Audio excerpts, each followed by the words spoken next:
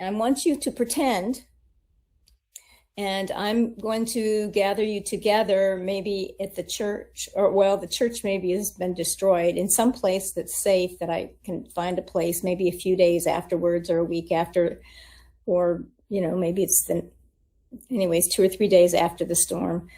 I'm going to gather you together, those of you that want to come together, and I'm going to do some what they call critical incident stress debriefing with you all. So you all are going to have to participate in this. So pretend that this is a situation. Has anybody really been in one of these before? A bad bagyo, where the storms are so bad and some people have been killed and homes have been destroyed. Anybody been in one of those? Yes, ma'am.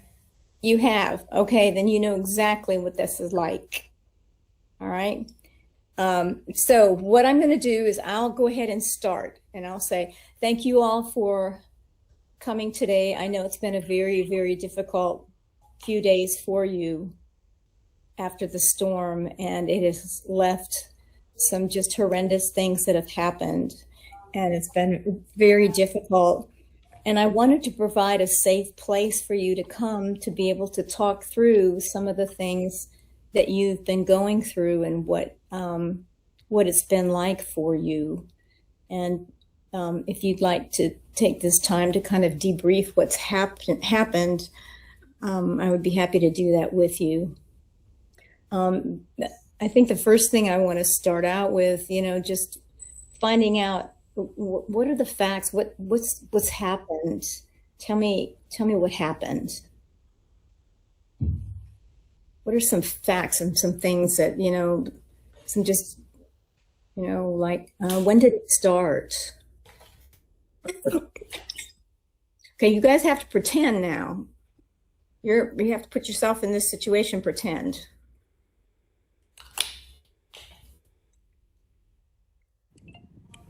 So, ma'am, I woke up and suddenly the flood was rushing in our home. So I had to salvage anything that I can. Okay. And it's a good thing. The important things I was able to save. So Wow. I'm here. I'm glad you're here. So the water all of a sudden just came rushing in. That's frightening. What are some other things that happened here in the town? Some just basic facts of, what day did it start then? The water started rushing in on what day? So it was Sunday evening. Okay. So it was dark outside then. Yes, ma'am. It was raining hard. And we were by the riverside, and so we really had to rush so that you won't be affected. We were scared that we would be that like the flood will came. I mean the river would overflow. So we rushed to the evacuating area. So, Okay. Any other basic information about it? What about what are your thoughts that went through your mind when you saw the water rushing? What are some thoughts that, when you saw this water coming, when you saw the flood, when you saw people, I don't know, were people screaming? What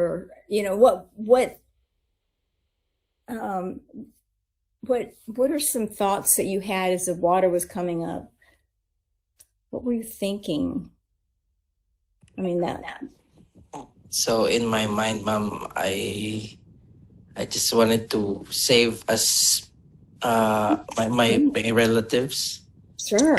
Yeah. So I had to wake them up because I was the one who was awake. The first one who was awake at that time. And when I went outside, I also saw my neighbor Gege. So we had to rush. Gege, can you tell your story? For me, my first thought was saving my two small dogs because the water is taller than them. They're just two Shih Yeah. Tzus. So I was thinking I have to grab them off the floor and carry Okay. them. Those are some of your first thoughts about what to do. Yeah. Okay. Some other thoughts that went through some of your minds. Getting out of the house, escaping, grabbing your dogs, other thoughts? I was still awake that time and I thought of my children sleeping in the room. Oh, So I yeah. rushed to their room Mhm. and woke them up. And Okay. we had to run from the house and go somewhere safer. Yeah. Needing to get out and find a safe place. That should have been really difficult. So these are some of the thoughts going through your mind, trying to grab the dogs, grab the children, find safety, find a place to go. So what are some reactions of what you did? It sound like getting out, running someplace, doing something. What are some other reactions you had to what was going on?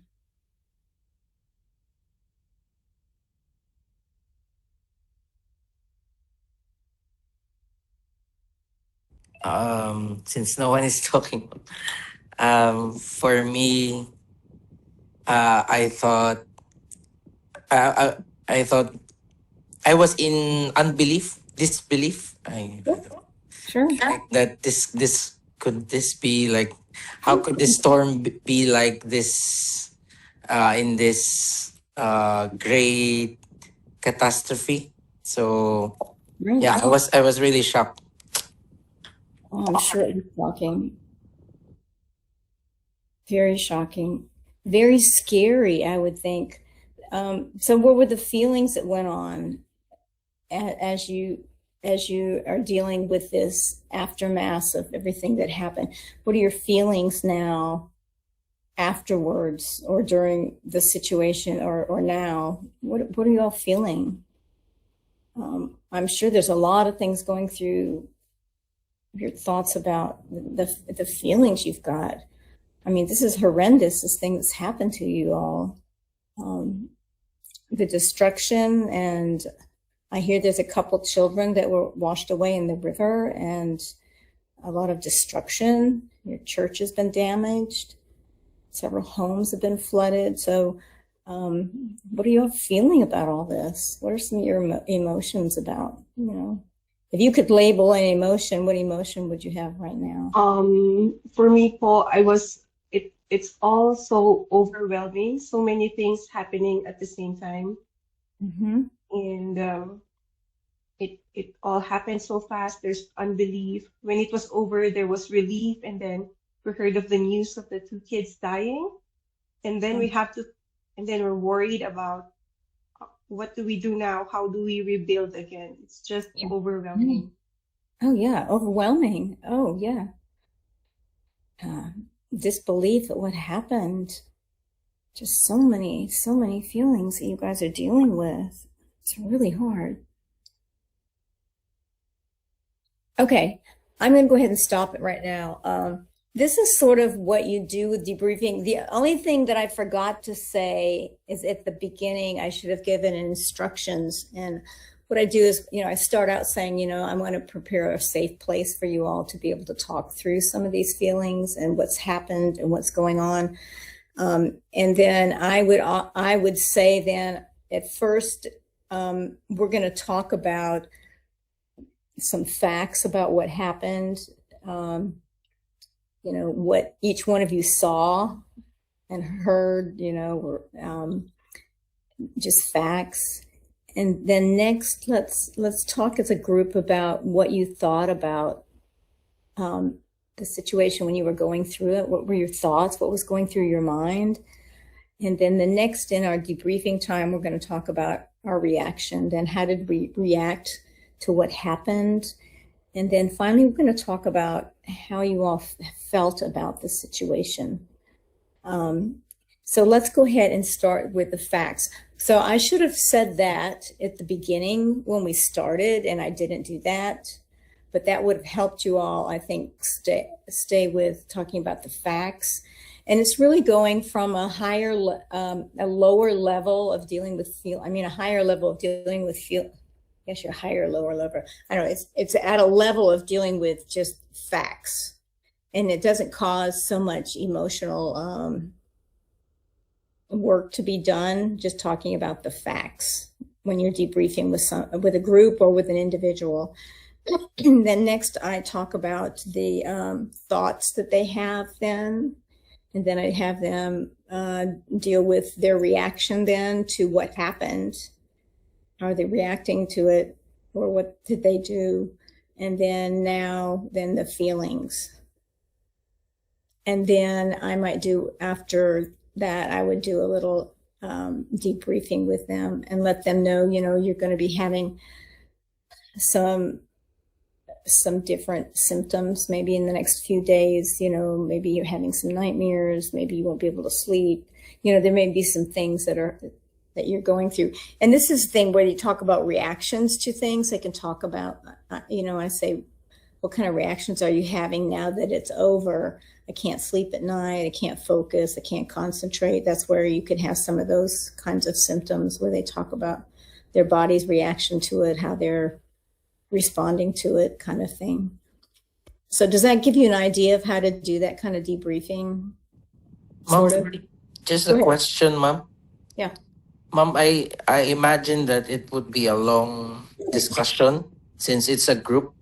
So, for example, in fact finding, like there would be a lot of people giving their side of the story. Right. And so, what would be like the ideal number of people to do a debriefing? You might want to do like 4 or 5. 8 is a lot. 6 or less would probably be better. But I think there's sometimes when you've got a bigger group and they all want to do that, or you could break it. If you had a bunch of teenagers, you might want to do the teenagers together and then do a group of adults together. Or you may want to go ahead. Yes, ma'am. I'm listening. So you could do it like that. Usually if you've got about 8 people, 6 or 8, you can even do this with 1 or 2 people. But if it gets too big, it's hard. One of the things that's helpful sometimes too is if you've got a group of 8, or if you have 10, it's getting big. They can hear from each other about the experience and realize some of the feelings or reactions they're having to it are similar. And then at the very end, I kind of debrief and say, this has been a pretty traumatic experience, and you may have some of these symptoms, like you can't sleep at night, you may be having nightmares, you may be feeling very stressed, you may, some of the common symptoms that you would have with a trauma.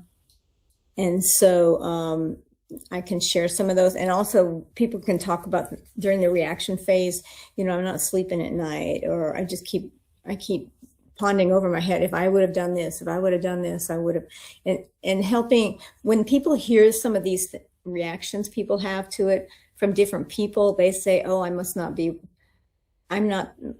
crazy because other people are having some of the same problems, not being able to sleep, or feeling like, they're scared it's going to happen again. Or as they start to share some of that, they realize they're not strange, that other people are dealing with the same kinds of things. And so they hear from each other, and it's helpful for them to hear that from each other. But this would be not for a crisis. This would be for a trauma, this critical incident stress debriefing. You can do it with one person, if you need to. Say, let me kind of debrief this with you, some of the steps are. Let's kind of talk about the facts first. And then I want you to think about the thoughts that you had about it. Then let's look at what kind of reaction are you having to it? How's your body reacting? How's, how are you coping up with it? What are you reacting? And then what are your feelings about it? And then just let them know, what you're going through is normal. It's part of the process of dealing with a trauma, and you've been through a trauma. And just kind of affirming where they're at. And okay, does that make sense? Yes, Randy. Mm-hmm.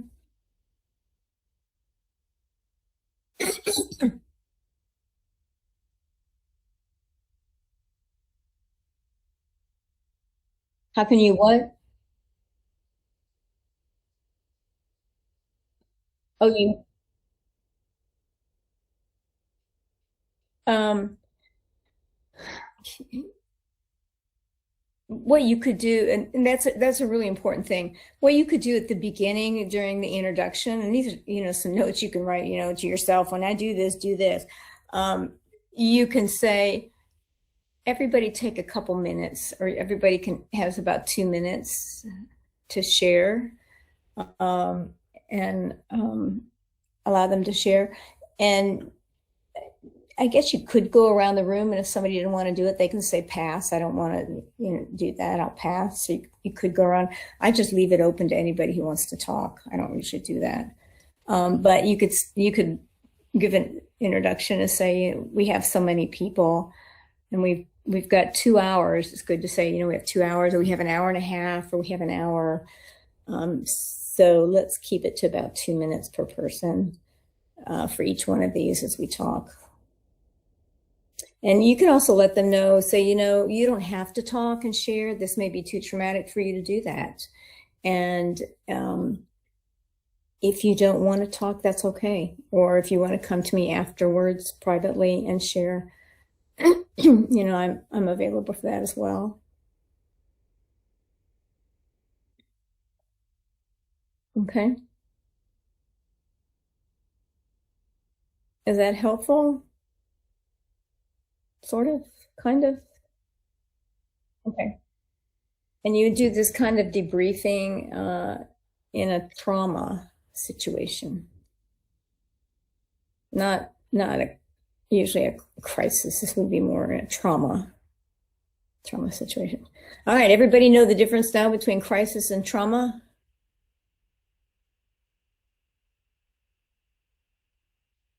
Okay, Randy does. I see a little thing floating on my thing here. You guys are quiet this morning. Oh my goodness. Did you guys have a long weekend? A hard weekend, maybe. I think you're right in the middle of the semester, and in the middle of the semester, everybody's so tired, and they're like, oh. So I hear that. Okay, all right, so that's kind of left over from last week. So hopefully that helps you understand sort of what we were doing last week, because I think I left with you not quite understanding how to use this or what to do with it, or okay, so that helpful. All right.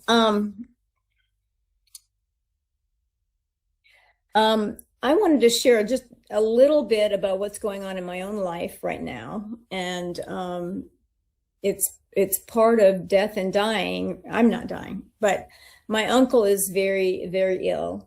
And in fact, my brother called me at 6:30 to your time, 6:30 a.m. to go down to the nursing facility next to the hospital to help him. He is diabetics, had a heart attack a couple of years ago, has a bad ulcer on his heel. He's diabetic, so he's not getting much blood flow to his leg at all, which is causing excruciating pain, and we're having to put him on morphine and trying to regulate that to keep him comfortable. He's 95, going to be 96 on Wednesday. So I am right in, and then we had to make the decision on Friday to move him to hospice. Do you know what hospice is? I don't know if they have hospice in the Philippines, but here in America, the people that look like they're in the last stages of life, they have hospice, and they have a chaplain, and they have nurses that come very often, and special helps that will come in and help the person in the last stages of life. So I am right in the middle of the last stages of life with my uncle. And so this is a journey, and trying to keep him from a lot of pain. And it's been a journey for our family. So a couple verses that came to me as a caretaker, a caregiver of my uncle, a couple of them in the midst of the stress. And I looked at my brother this afternoon, and he was really sad dealing with all this. And I thought about Isaiah 26, you will keep him in perfect peace whose mind is steadfast, because he trusts in you. Trust in the Lord forever, for the Lord is the rock eternal. I think of God as a rock, and to trust God to get us through it as a caretaker. Another one in Philippians 4, 6, and 7. You all know this one. Do not be anxious about anything, but in everything with prayer and petition with thanksgiving, present your request to God. And the peace of God, which transcends all understanding, will guard your heart and your minds in Christ Jesus. So I think about guarding our heart and our minds as we're going through this, and needing the kind of care that God gives to help us through the crisis. He wants to die, and he talks about he wants to go ahead and die, and he wants to go on to heaven. And he's a Christian, and I know there are people that will say, oh no, we need to pray that God will heal him. Well, it's about that time in life that he gets to go to heaven, and it's okay to let him go. And I have talked to him about that, and told him, when he's ready to go, it's okay to go.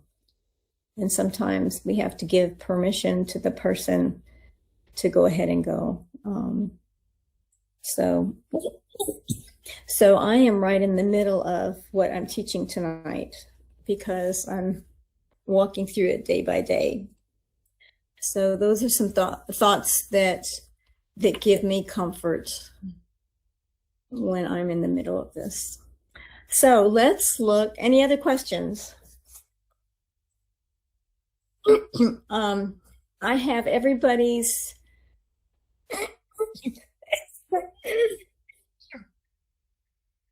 I've got allergies, so I keep clearing my throat. I have everybody's verbatim done, except one of you all had to send it to me in a PDF, and I need it in a Microsoft Word copy. Your verbatim. And then I think there were two of you all that I don't have yours done yet. That's when I was called out to go down and be with my uncle, and so I didn't get it done, but I will try to get it done and get it to you by sometime tomorrow. Other than that, most of you got it back. Now, one of the things is with your verbatim, make sure you read the directions on the in the course page. It says how to do that. You need to have an introduction. I think everybody did that. And then make sure you write out if it's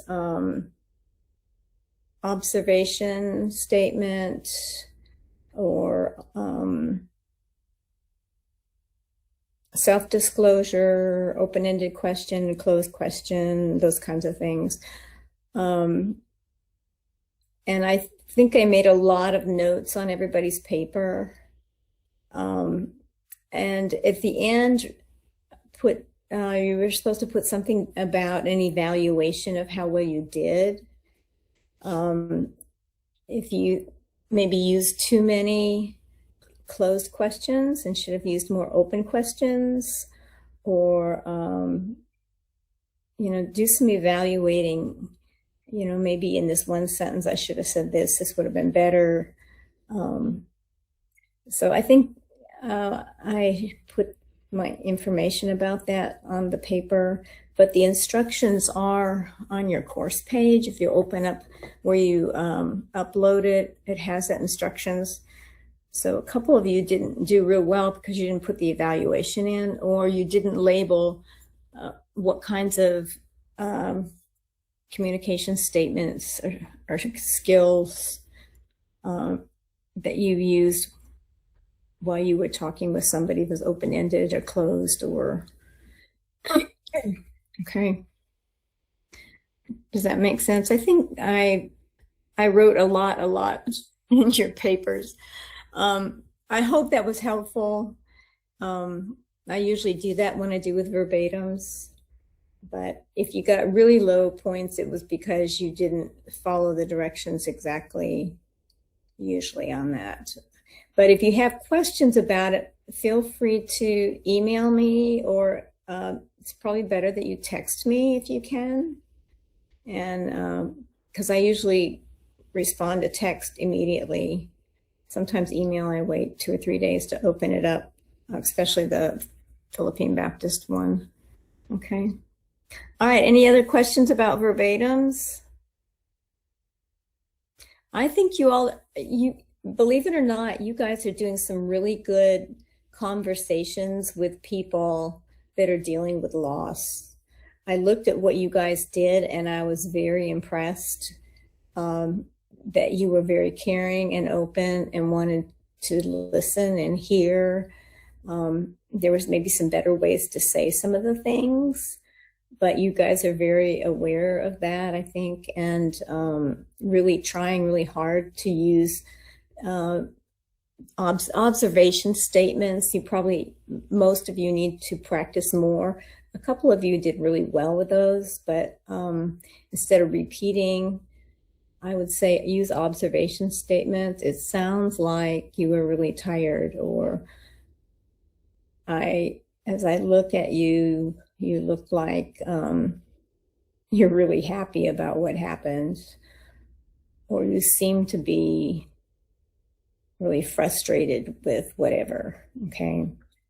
Those are observation statements. And just keep remembering to use open-ended questions and not closed, okay? All right, is everybody discouraged with their verbatims? You're okay? Okay, all right. All right, thank you, Randy.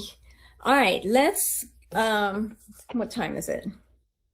Oh, almost 9:20. All right, we're not meeting for the next 2 Sundays. Is that okay? Because I'm supposed to be traveling, depending on my uncle's situation, and hopefully I will be traveling with my husband to a conference, but we will see. Any other questions about homework? Your next verbatim is on somebody dealing with death, somebody who has died, and it's your next verbatim. I have it due not until August 2nd.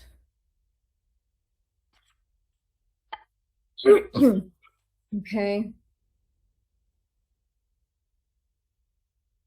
Because you finished quiz 2 yesterday, correct? Okay. All right. Now, what I need to know from each one of you is what topic you want for your class, that your presentation that you're going to be doing. And I think somebody gave me theirs last week, and I don't know where it is. I don't have it on this sheet.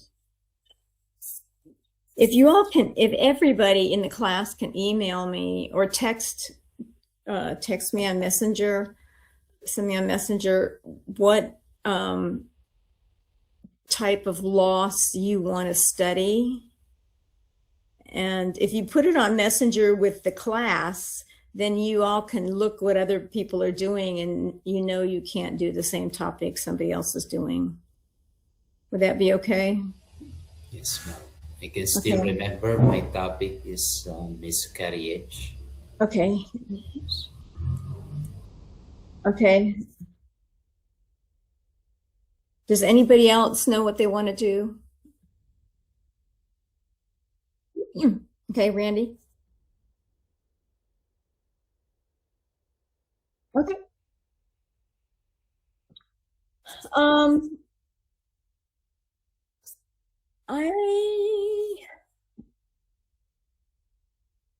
um well, you can really do any kind of losses like somebody did something about a financial loss, loss of a dream, loss of maybe a position at work, or loss of a job, loss, maybe a limb, a leg or a foot or a hand or some body part, or is blind, can't see, lost, my mom's gotten to a place she can't see well at all. She's 98 and lives next door. Loss of like a miscarriage, a dream of somebody wrote about wanting to be a nurse and they're not sure if they're going to be able to fulfill that dream. Loss of, can you all think of some other ideas? Loss of a house, loss of a parent, loss of, I'm trying to think of special kinds of losses though, more than How things. about Go ahead. loss of boyfriend and girlfriend, ma'am? Oh yeah, that's great. Yeah, loss of a boyfriend or a girlfriend. That would be a special kind of a loss. A loss of a sibling. Think about maybe in your ministry, is there something that somebody in your ministry has gone through some special kind of a loss that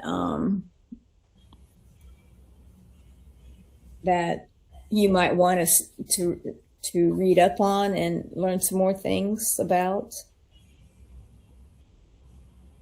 If you guys have some ideas or whatever, go ahead and put them on Messenger, and that might help some of the others of you think through some things. Loss of a marriage. I don't know, is there divorce in the Philippines? I don't think so much. But, when husband and wife break up,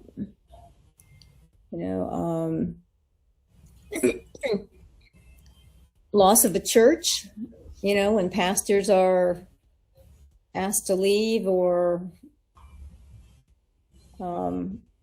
there should be information on that. Okay, I know how about loss of hometown? loss of what? Loss of home, or Yeah. I'm thinking I have some friends who had to leave their country because their country is like at war or something. Yeah. Yeah. Oh yeah, that would be a really good one. Okay. Loss of a country or because of war.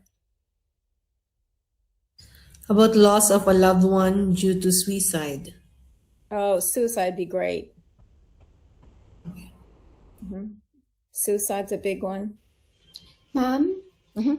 it's the one, the presentation in the model. I think I have you all doing a presentation. Is it a paper or in a PowerPoint? It's not in the model, right? I mean, The information for the class, for the thing?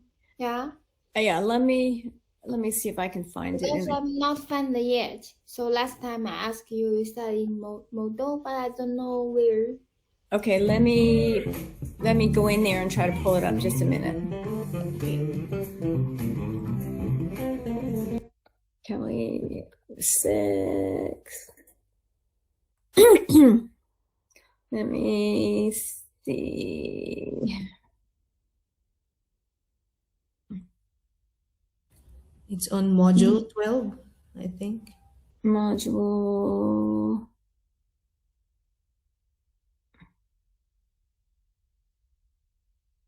Yes. No. Let's see. Oh, yeah. Yes. Special types of losses. Yes, you're correct. All right, the paper, I've got things here like, oh, here's some different losses I've got written down.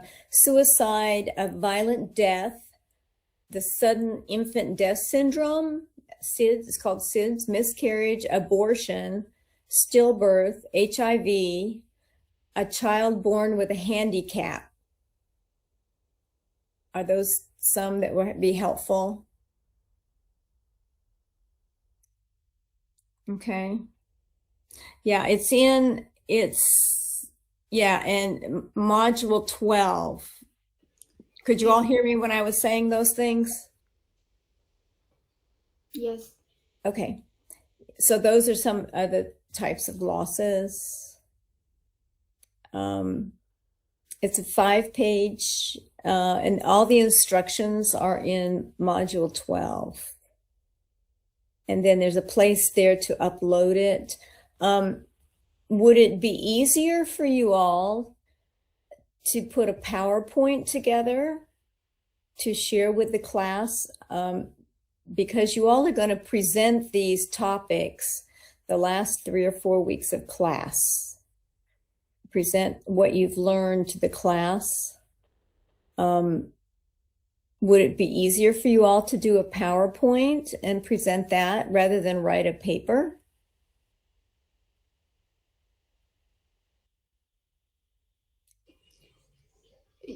Any Yes. suggestion?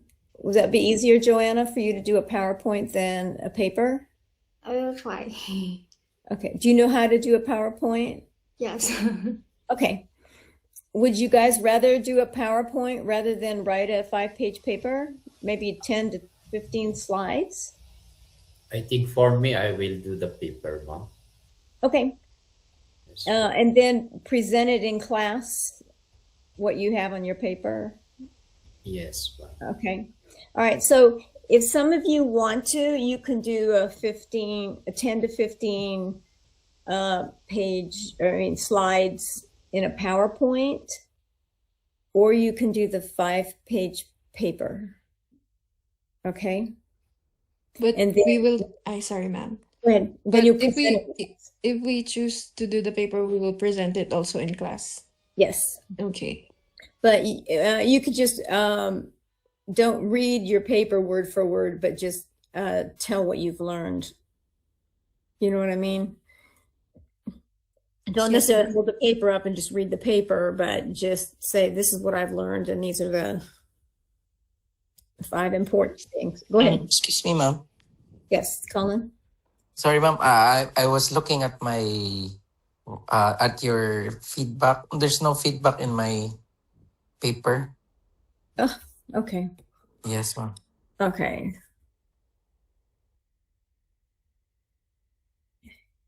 I don't know why, but I will go back in. There should be, but I don't know what happened. I'll go and check.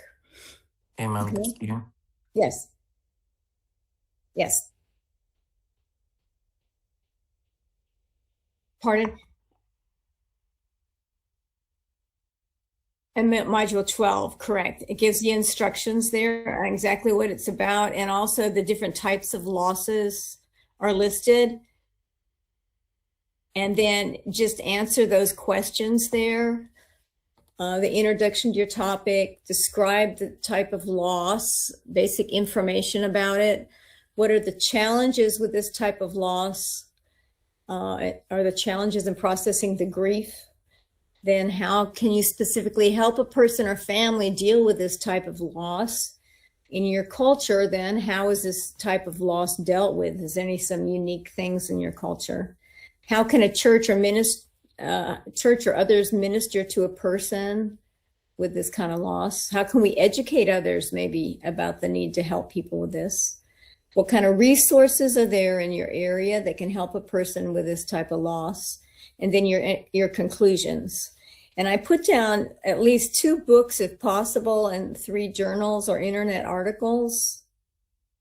If you can find them, it may be hard to find books. I don't know. If you can't find only 1 book, then maybe add 4 journal articles or something like that. As long as you have 5 different resources, and I give you 2 points for each, okay? And then I'll go in after class and I'll add, you can do a PowerPoint with 10 to 15 slides. So that should be able to help you. Oh, thank you. Thank you for doing that. I don't know if can you all read that? These are things to include in your paper, okay? Introduction. Describe the special topic or loss. Okay. All right. Any other questions?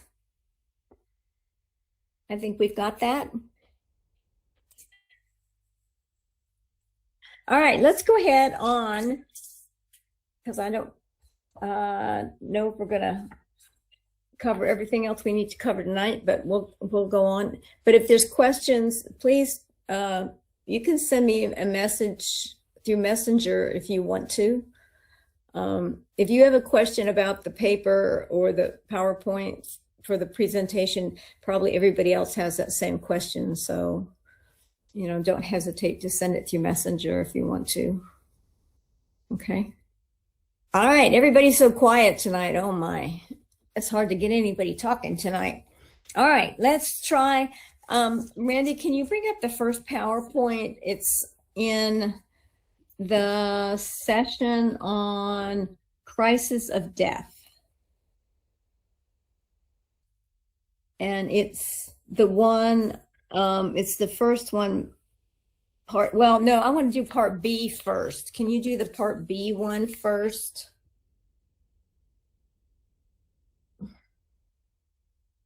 There's an A and a B. Does it say anticipatory grief?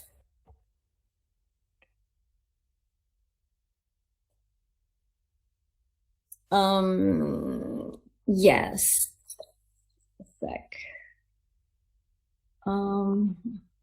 It should be, yes, module 8.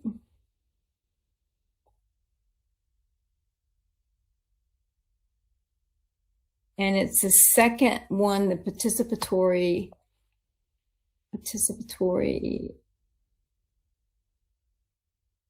anticipatory grief, I'm sorry.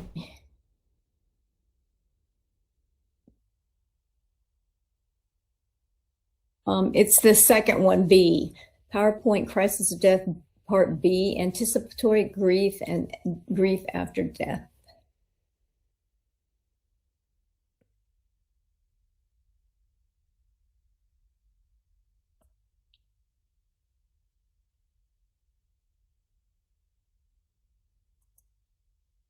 Okay.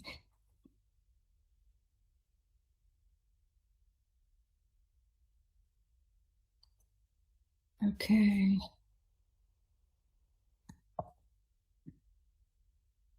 Collins.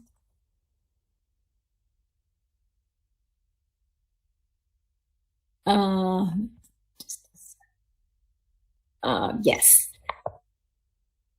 All right. Yes. All right. One of the things that happens in dealing with someone who's dying is oftentimes they have what they call anticipatory grief. This means you deal with the grief ahead of time. Like with my uncle, I know we thought he was going to die at Christmas and he didn't.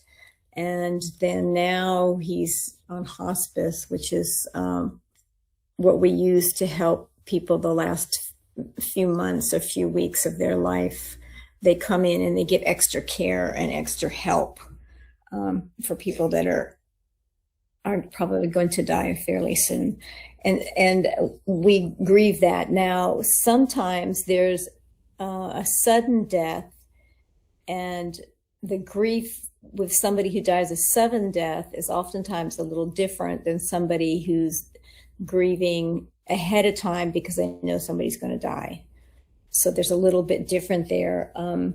I know with my dad that died the last 6 or 7 months, he was very ill.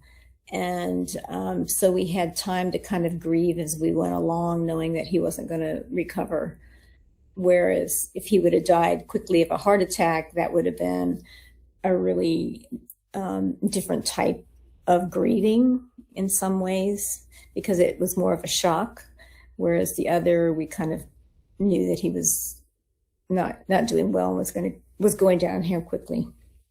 So have you all experienced that yourselves when working with people that are dying? Somebody wrote in your verbatim about somebody whose dad died very suddenly and how difficult that was for him because he died so quickly. And lots of questions sometimes you have, why did this happen? Or especially if they die younger in life. Okay. All right. Go ahead to the next one. Next slide. Okay, this is what we're going to talk about: expected death of a family member, grief after they die, and the types of deaths you will encounter in ministry. All right, next. Go one more slide. All right. This is just some thoughts here. It's a grief but somebody feels when you know somebody's going to die. You start to anticipate it. I like the question here: what will life be like without you in it? When you anticipate the death of somebody, what's life going to be like? And they're no longer here. All right, next one. All right, these are some 4 basic stages of anticipatory grief. One is the depression that follows the diagnosis. Oh, thank you for making that bigger. The depression that comes after somebody's been diagnosed, or like with my uncle, what he's gone through. There's kind of a sadness watching this. And then there's a more of a concern for the person that's ill, taking more time to be with them, to help them. They're needing more help. You kind of rehearse what that's going to be like. In my mind, I keep thinking about, we're going to have to take his ashes and take it to New York and bury it, and what we're going to have to do, and we'll have to go through, and how to help wrap up some things. How we're going to help him day to day, like this week, how we're going to help him this week, dealing with things tomorrow. And then adjustments to the consequences of death. I like that. What's death like without that person in your life? And the more that they were in your life and were an important part of it, the harder it is. Okay, next. Okay, the next is expected death of a family member. All right, let's look at this. And this may be, this is like when you've got somebody that has a chronic illness, terminal illness.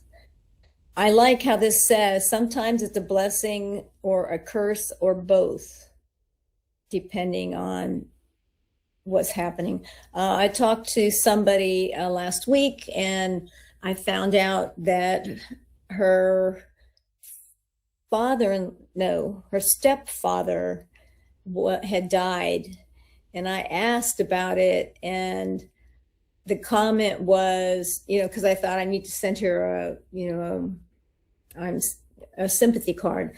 But what I found out was that she was not close to her stepfather, and she did not like her stepfather. And it was a blessing for her that he had died. So, you never know exactly. For her, it maybe was a blessing that he passed on because of the bad situation it was with her and her father. for my uncle to pass on will be a blessing because he's in so much pain. So as you go through this anticipatory grief, it could be a blessing or maybe not. Sometimes it's talking about closure or unfinished business. This can be a time you can deal with some unfinished business in the life. Sometimes children who don't have a good relationship with their dad, they can work through some things and it can be a good closure. So, okay, on to, go ahead. Go ahead, Randy.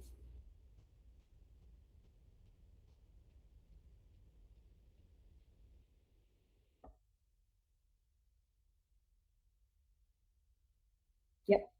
Mm-hmm.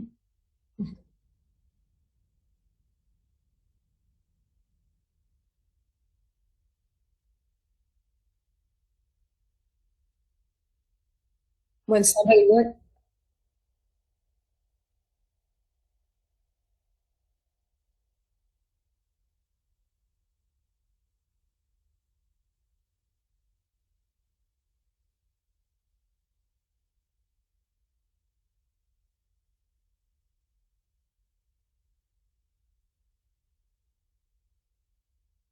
Oh yeah. Mm-hmm.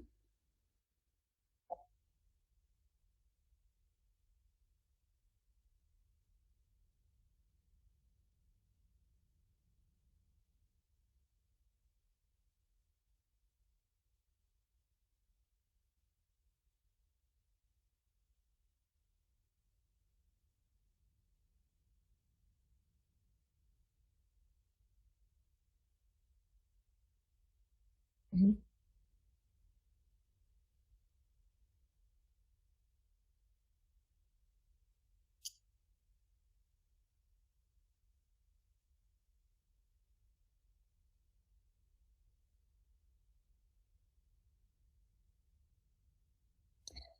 Um, I think there's a lot of mixed feelings when you talk about a death or when there's a death. I think there's a lot of mixed feelings, and depending on the person, if it's an illness that has gone on, or an illness that has cost the family a lot of money, um, there is that sense of relief, and many times caretakers having to help somebody that's ill, they're exhausted by the time they finish taking care of somebody. They're emotionally and physically exhausted. It takes a lot of emotional work to work with somebody and go through that process of grieving and to support grief and to work with somebody who is dying, especially if you're very close. So it's okay to have those mixed feelings. You're sad. In most cases, people are sad the person has died, but there is that relief. When my dad died, there was a big relief because we were tired. We were worn out. We took care of him 24 hours a day in our home, my mom's home, and she was worn out. We were just so tired. And so there is a sense of relief, especially, since you know that if the person is going on to heaven, it's a joyous occasion because they're going on, but it's sad for us that are here. But so there are many different kinds of emotions when death comes, and it's okay to have those. It's okay to have those feelings. Those are very normal feelings. There's nothing wrong with it.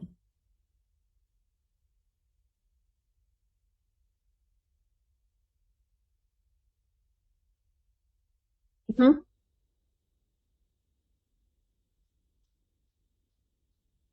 Yes, that's right. Exactly. Exactly. Yeah, and for them to watch them to have to go through the pain, oh my goodness. Or to lay in bed and not be able to get out and do anything. They just sit there, because they're so weak.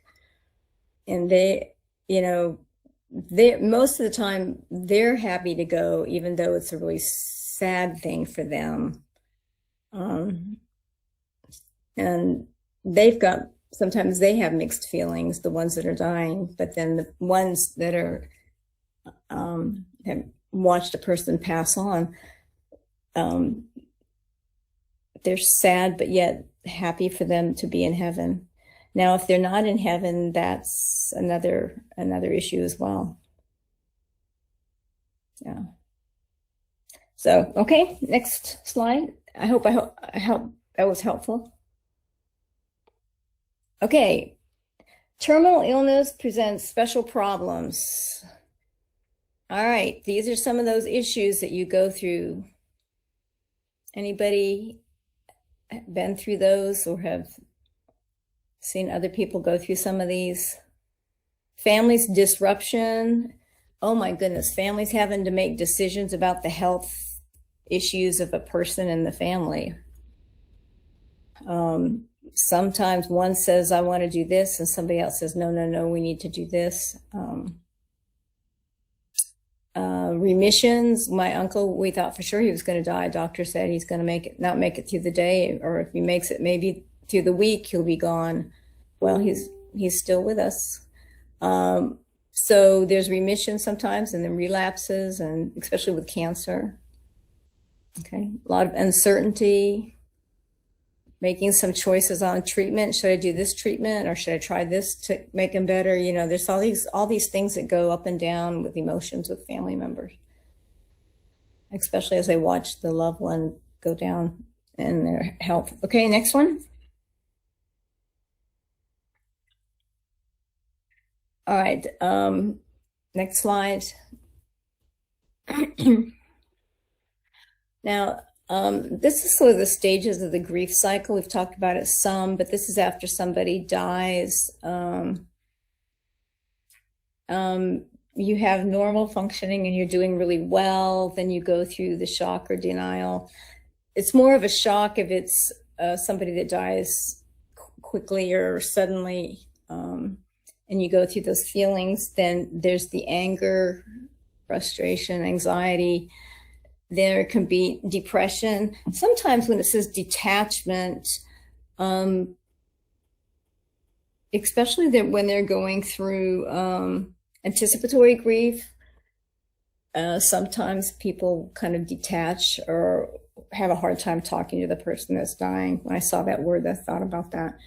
But this is after a death, a person could go through that, just wanting to get off by themselves, not maybe even talk much with the family.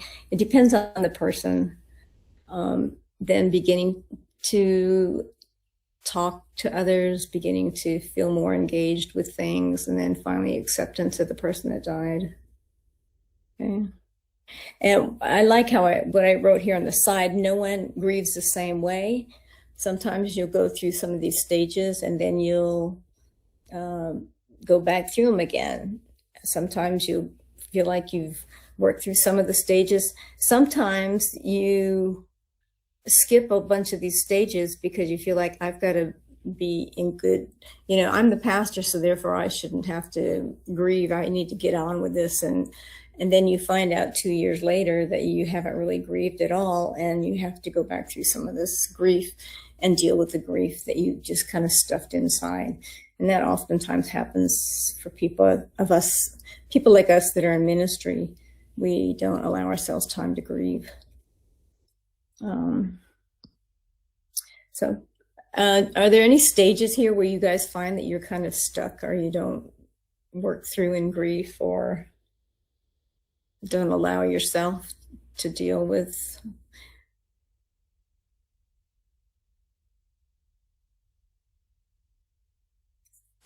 I don't find myself getting so much angry with when I'm working through grief as I do feel more depressed and kind of withdrawn. It takes a lot more energy. I don't feel myself dealing with the anger so much. The more I talk about it with people and can dialogue, that's when I am able to start to get out of it. That helps me the most, for me to verbalize it. Some people, they need to kind of, especially introverts, take a lot of time to process it inwardly. But even those that are introverts, if they can find a person to sit down and be able to talk through it one-on-one, or introverts could also write about it, write their thoughts and their feelings on a piece of paper. It's always good for them to talk about if they can, though. Okay. I had a student at seminary that a couple took one of my classes and then found that they had never really grieved the death of a small child that was like 1 or 2 years old when the child died.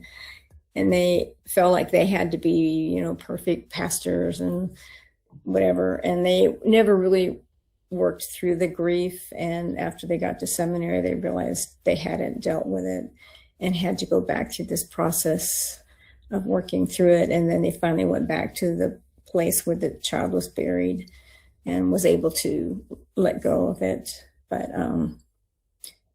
so just some thoughts. Okay, next one.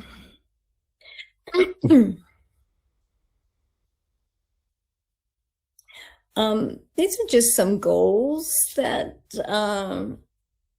you might want to put in place. H. Norman Wright has this in your textbook. Help them identify secondary losses. They may have dreams about the person. Help them look, it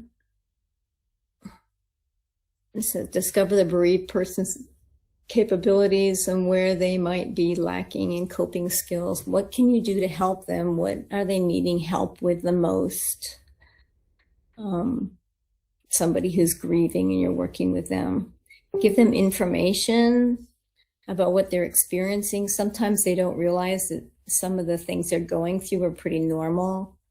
They're having, dreams of the person at night, or they're just sad a lot, and it's okay to be sad. That's where they're at in the grief process. Some people don't even know about the grief process, teaching them that. Helpful information. Let them know you understand. Okay, go on to the next one.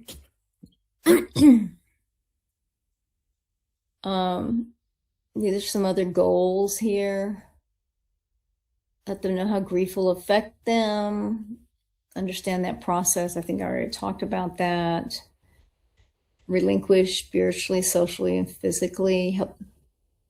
Replenish. I can't read that, so small. Spiritually, socially, and physically replenish. And that's where a church can really add. Okay. Anything else here? New relationships, growth opportunities. Okay, go on to the next one. All right. And these are different types of death. Next slide. All right. I think one of you said something about death of a pet. Somebody wants to write about the death of a pet. How do you help somebody deal with that? Death of a child. Okay. All right, that's it for this slide. You can put the other PowerPoint presentation up. Any questions about this one? All right, this next PowerPoint, the A1, this is helping you to look at some signs that a person is in the final stages of dying. And I learned this from hospice when my father was very ill. And it was helpful. I also learned some of this when I was working as a nurse in the hospital. That was very helpful.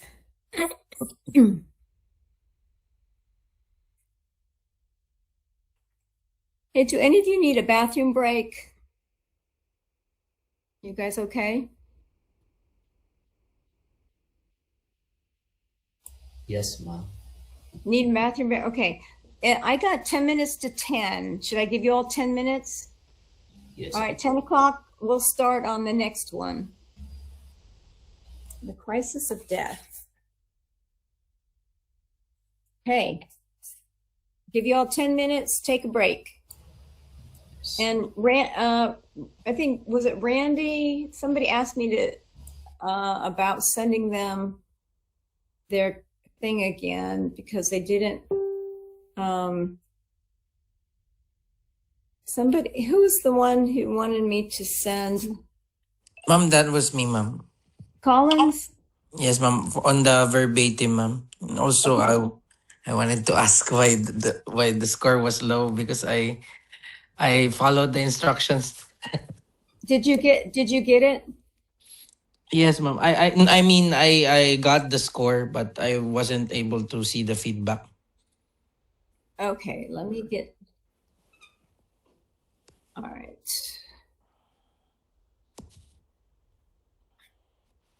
This is Collins. Collins. All right. Let me pull yours up.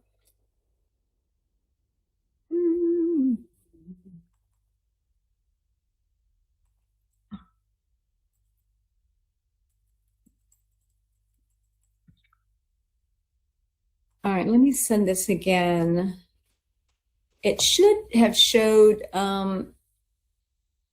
was there any red letters, red letters or any red?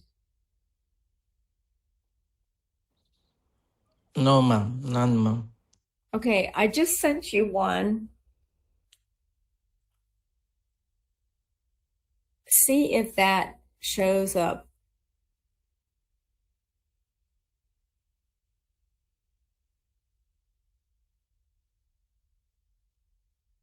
Do you want to stay on afterwards? Sure, ma'am. I don't see it yet, ma'am. Okay, I just sent it back to you. It should be in red, the comments I made.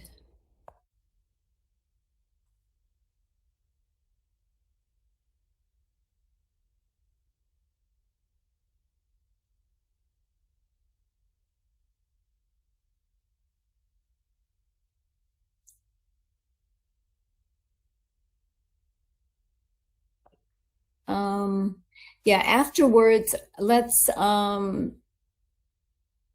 will go over that with you. Okay? Okay, ma'am.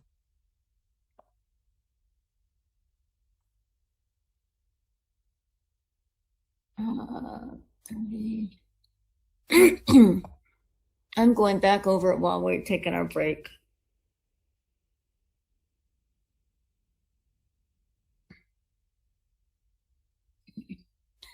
The new one that I just sent you, Collins, did that show red letters or red lettering? Where There's no update yet, ma'am, on my side. I'll try to.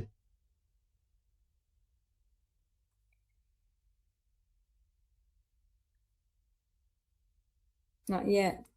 Okay.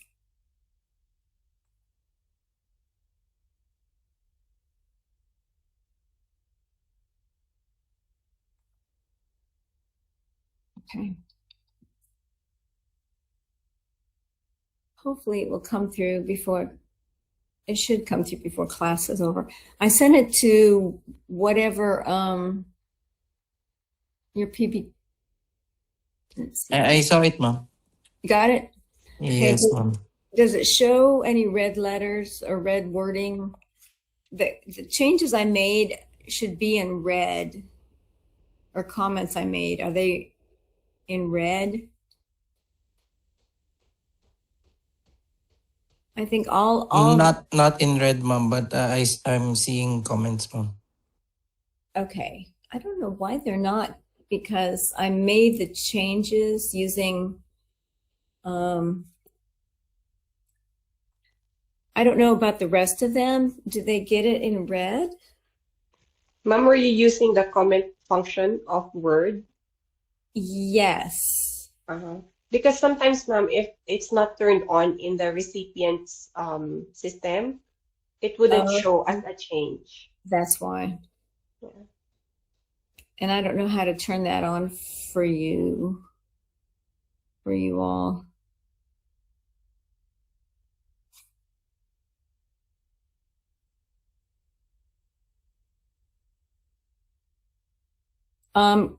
Collins, I may be able to, let me see. I could, I don't know if I block it out and put it in yellow or something, if it would show.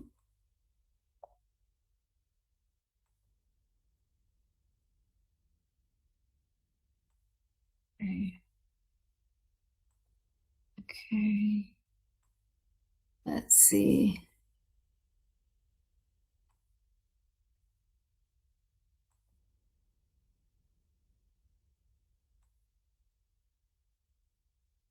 I'm trying to put it in yellow. We've got about 4 minutes left, so.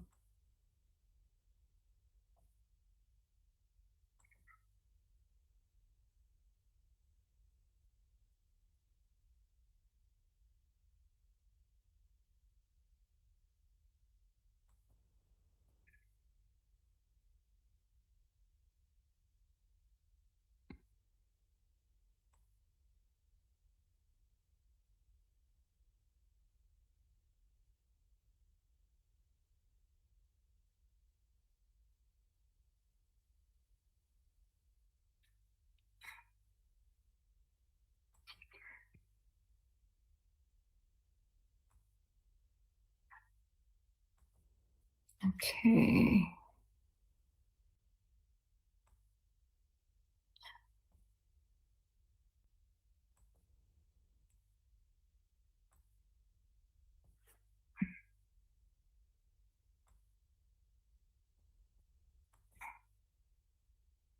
Okay.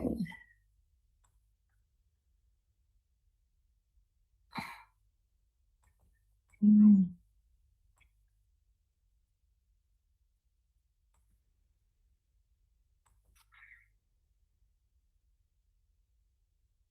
Mm.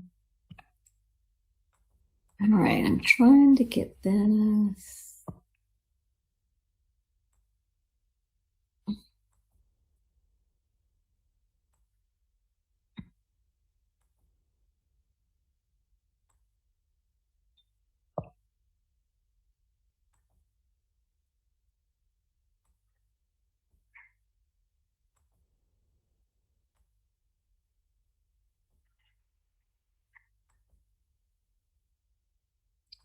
All right.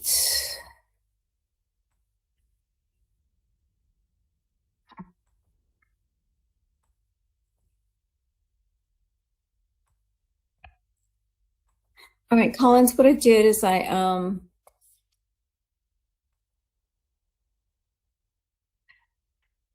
highlighted everything red in yellow, but I don't know for sure that this is going to save it when I send it to you, if you'll get the yellow highlights or not. Let me try it.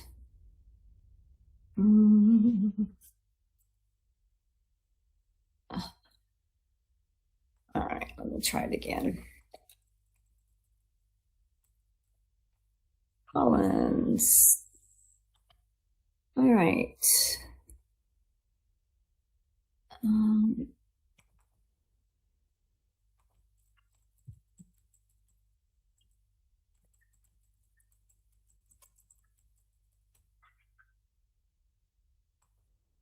All right, I just sent it. Hopefully everything that I wrote down that's in red, all my comments should be highlighted in yellow. Thank you, ma'am. Yeah, I hope that will show up, and then we can talk about it after everybody else gets off. We can talk about that. Sure, ma'am. Okay. All right, everybody ready to go? All right, let's start this next one. Prices of death. Yeah, there's two of you that I did not have a chance to get yours graded, but I'll try to get it graded to you like within the next 24 hours. All right, and get it back to you. By the time you go to bed tonight, it will be morning here, and I'll grade it for you and get it back to you. I had to go back down to the hospital thing with my uncle. They called 2 hours before class, and I was still grading, and I thought, anyways, I'll get it to you. All right. Thank you for your patience. It's been a crazy week for me, but we all know about crazy weeks. Okay. Next one. This is somebody who is dying, and a person who's dying looks to their minister, a medical person, or someone they can trust to talk about their life. They may ask questions or need somebody to listen. This is so, so important. Somebody who needs somebody to listen. I remember one evening I was in a nursing home seeing somebody from the church, and there was a lady who was very ill, and I saw her minister walking down the hall and went in to talk with her. She had requested the minister come, and after maybe, I don't know, half hour or so, then he left. And I thought to myself, you know, she's very ill and she's dying, and she needed to have the minister there. It was a very special encounter, I am sure. Sometimes people just need to ask some really important questions. What are the kinds of things that you think people who are dying need to talk about with their pastor? Or things that you have, well, I don't want you to divulge secrets, but or special confidences, confidentiality things. But I can assume that some people have carried some guilt or anger they're trying to let go of, or any other thoughts?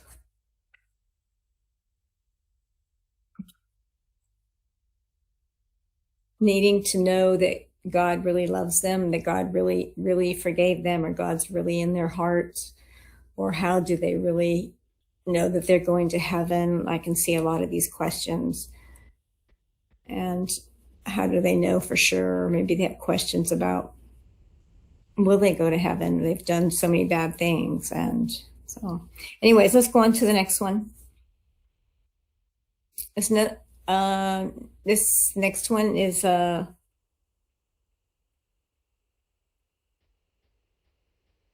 thoughts here. A person who's dying is looking for meaning, completion, maybe feel like they've been a failure. That's a huge, heavy thing. Can you imagine coming to a point of dying and feel like you've been a failure? You've messed up your life, messed up lives of others. Listen to some of their thoughts and ideas expressed. They may seem like they're not that important, but they're very special. More times of them talking about their past stories, things that are really important to them. And listening to a dying person's comments or thoughts are so, so important. Okay, next one. Now, Kubler-Ross is a medical doctor, and she worked with a lot of people who were dying. And these are her, or what she came up with when she watched and observed so many people that were dying, and them going through the stages of denial, and then anger that they're dying and they don't want to die. Why me? Why, you know, why do I have cancer? Why am I? A lot of questionings and anger with it, bargaining with God. I'll do this if you just heal me. Or then they go through depression and then they finally come to a place of acceptance. And this is what she talked about. She wrote a book about this, the stages of grief and what a person goes through. Okay, next one. Have any of y'all seen this in somebody who is dying, them going through the different stages of grief?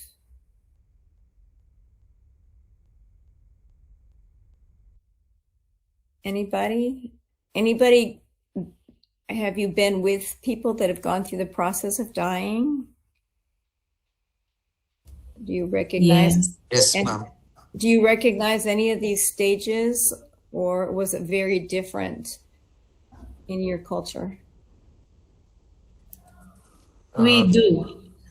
Yeah, some of them Okay. went through those process. Okay. Which one did you pick up on, or which one could you tell that they were dealing with? The denial, anger, bargaining, depression, acceptance. Yeah, denial, bargaining, anger. All of them. Okay. Yes. Okay. All right. Yeah, anybody else see some of these stages or all of them? And sometimes they may get through some of them and then they may go right back to, it's not necessarily they all go in the same order. They may go in that order, but then they may, when they get to acceptance, then they may go back again to bargaining, or they don't necessarily neatly go in 1, 2, 3, 4, 5 stages. Usually that's what they go in, but they can retreat back to depression again after they accept it. Then they, those kind of things. Okay, let's go on to the next. Oh, go ahead. Somebody else? Everybody's so quiet. So, ma'am, since I was doing CPE for 2 units now, one of the things that I observe is that positivity can be a mask to denial. Yes, Like, very good balance. God can heal me, God will heal me, something like that. Yeah. So, yeah. Good input. Thank you. Yeah. Okay, anything else? All right, let's go on to the next one.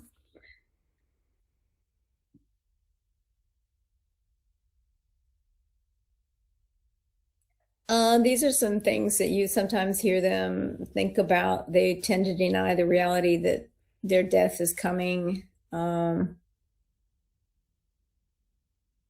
People are real concerned about those that are left behind.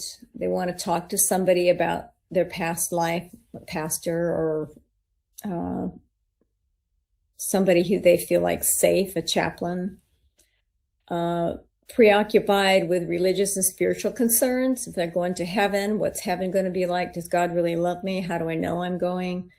Sometimes they verbalize their fear of being really alone and scared of death, of dying. A lot of regrets about what's happened in their life, what they should have done. Sometimes people that have regrets when somebody dies and you don't have a chance to spend that much time with the person, or you don't get a chance to really tell them how much you love them or how much they've meant to you. Sometimes you regret, I should have been kinder to my mother, or I should have helped her with this, or I should have done, sometimes we have regrets that we should have done more of something or whatever. Okay, go on to the next one. There's a couple here that I saw this verse. Precious is the sight of the Lord. A sight of the Lord is the death of his saints. Precious in the sight of the Lord. Wow. All right, next one. I thought that was an interesting verse. Each person's journey to death is unique.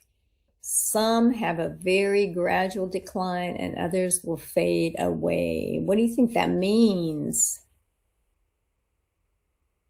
That kind of leaves me kind of thinking.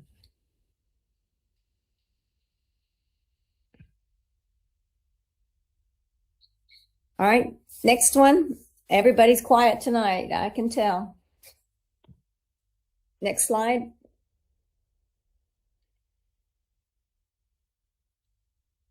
Randy.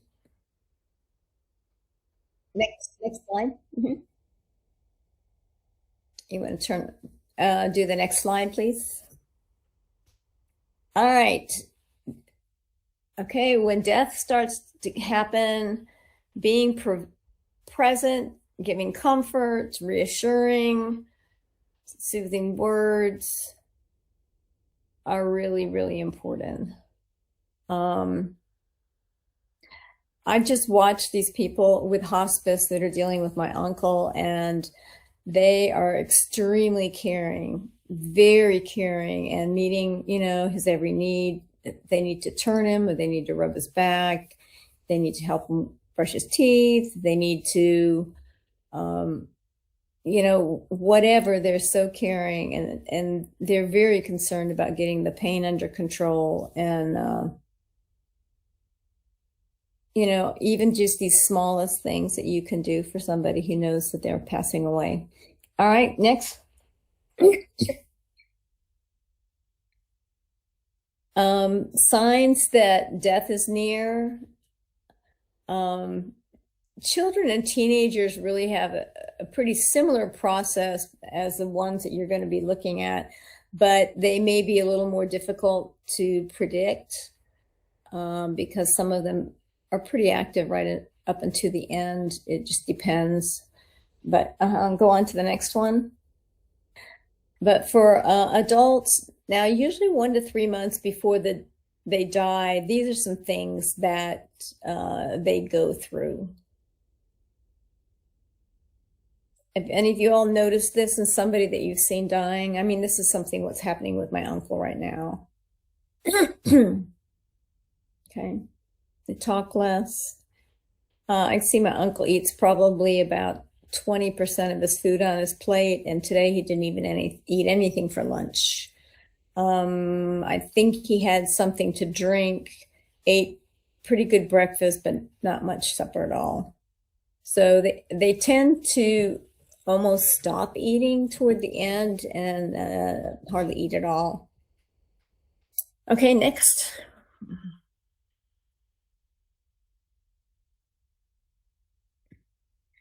Okay, this is usually a week or two before somebody dies. They feel very tired and very drained. They sleep a lot, pretty much stay on their bed. Here again, as I said, they don't eat much. Body temperature goes kind of up and down. Oftentimes they have problems with breathing, and their breathing, their chest kind of going up and down. And sometimes it becomes more guttural in their throat, kind of with their breathing. It kind of sounds raspy.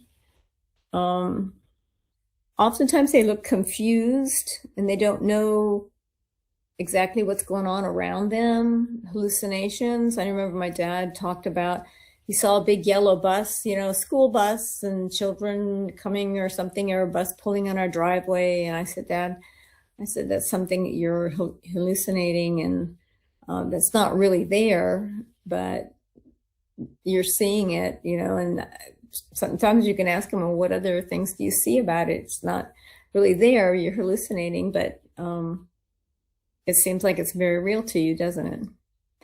Sometimes people see visions of people that have died that are in heaven. Any other thoughts on these? Fever and smaller bowel movements. And they don't end up not going to the bathroom as much. Start to have some problems with breathing. Okay, next one. All right, this is when you can tell they're probably going to die fairly soon. They really will stop eating. I remember my father was not eating much, hardly at all. And I had a friend of mine, and she said, you're starving your dad to death. She said, you've got to make him eat. And I said, when the body shuts down, when the body knows it's going to die, it will quit eating. And it's just part of the dying process. And I had to have a nurse talk to her. Of course, I was a nurse way back when, but I had a nurse that was with me with hospice, and she sat down and explained it to her as part of something that happens with the body when it starts to shut down. When you're getting this, now we're talking about this is people that are older or dealing with a cancer or some kind of illness that they're dying.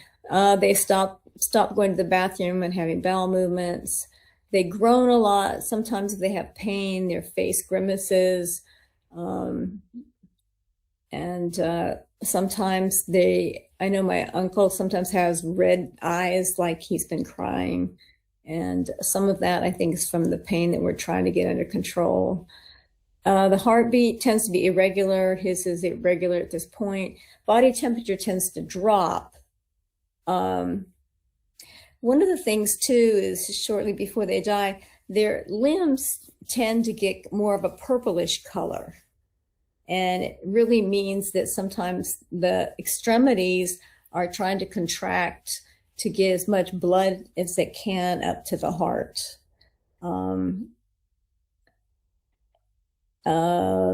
Sometimes it talks about gasping for air. They feel like,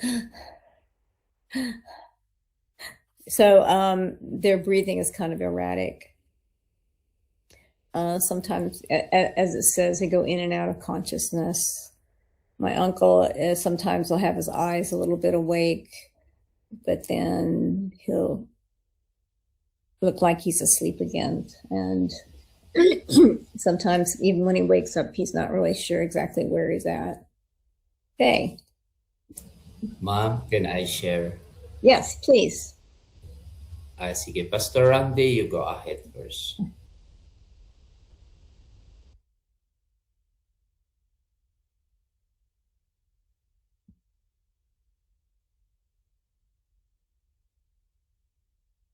Mm-hmm.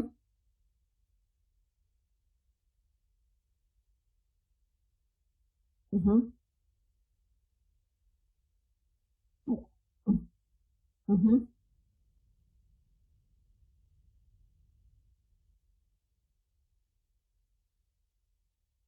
Right, right.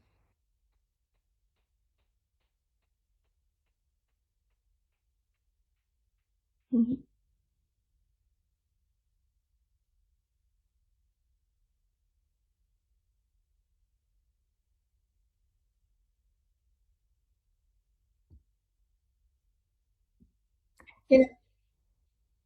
I always say that you never know if I think a lot of times patients can hear you.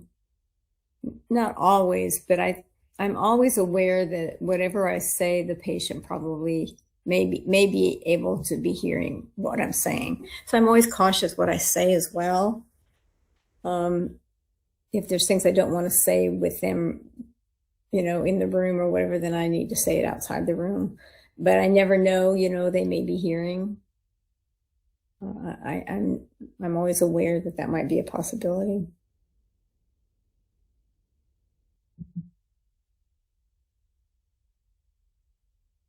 Mm-hmm. Mm-hmm.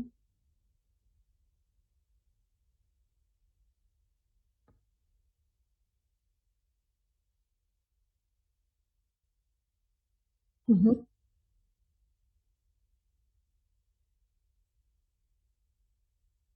Well,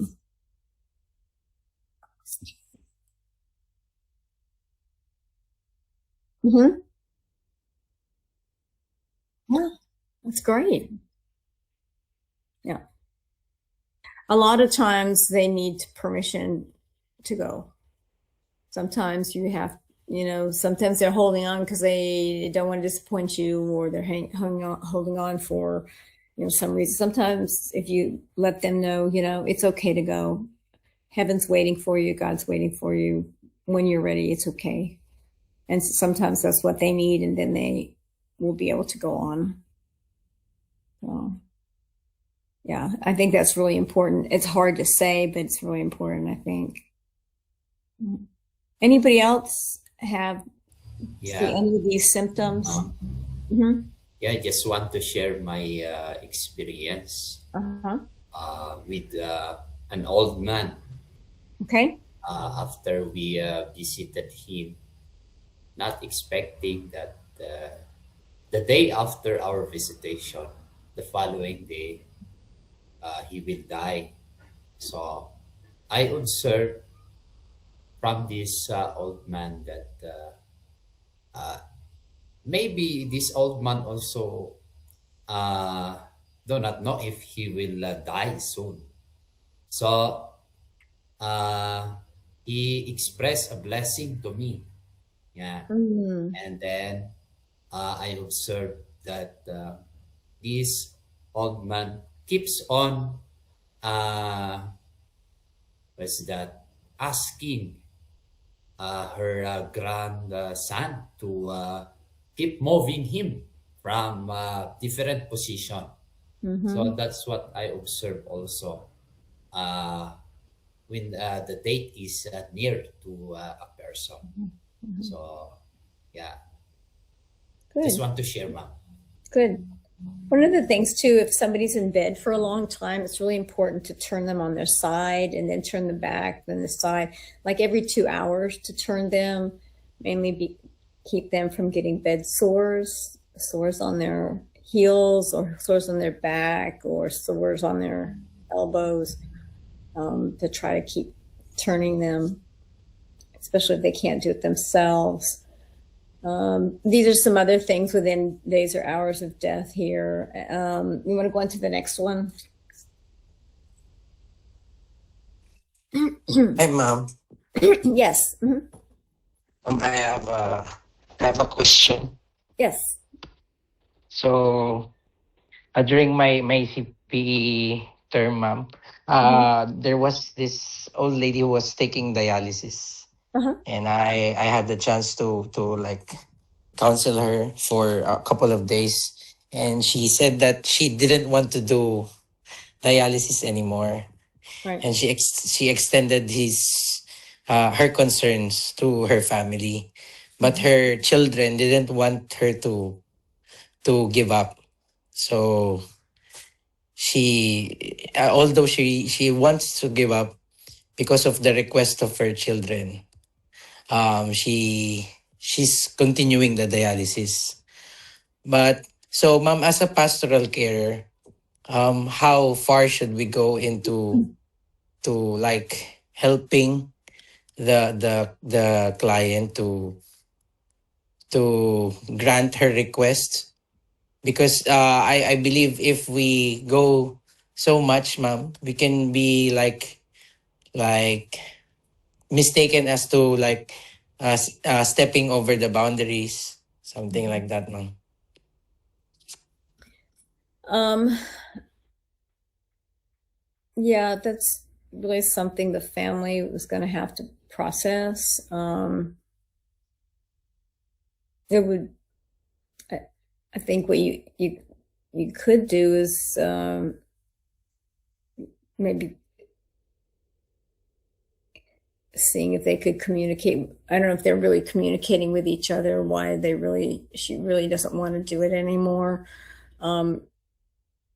Going through and, helping the young people see that it's not an easy thing to go through dialysis. It's a very difficult thing. There was somebody here that was in their middle 80s that was a good friend of my dad, and he was doing he was supposed to do dialysis, but his health was not good anyways, and he said, I don't want to do it because it is a lot to have to get a shunt put in your arm and you have to go through that. And physically, he probably couldn't have handled it anyways. My dad always said, he should have done it. He should have done it. I can't believe he didn't do that. But it is not an easy thing. So I don't know. What do you all think? about that. Any helps you can give Collins on that one?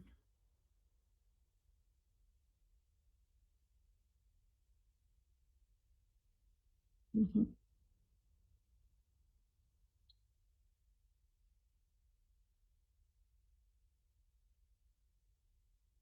Right.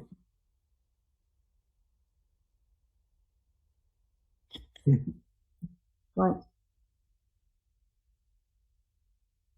Right. Mhm. Right.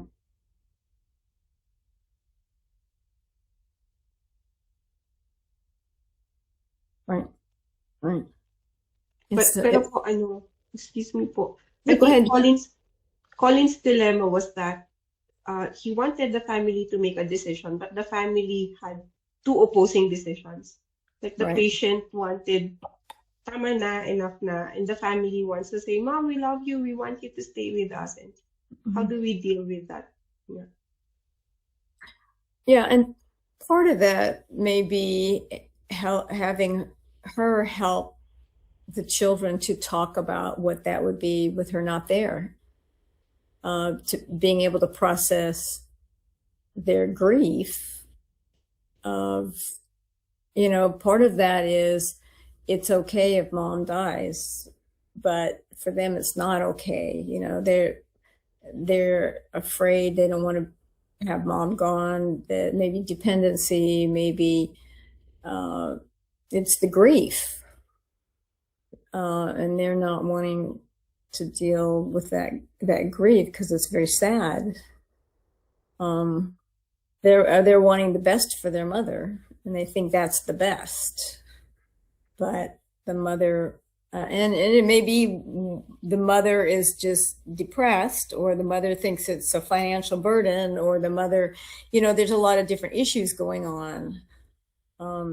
Maybe having them talk about it more. So, ma'am, for Collins, since his client was the patient, then he could help the patient process what she really wants.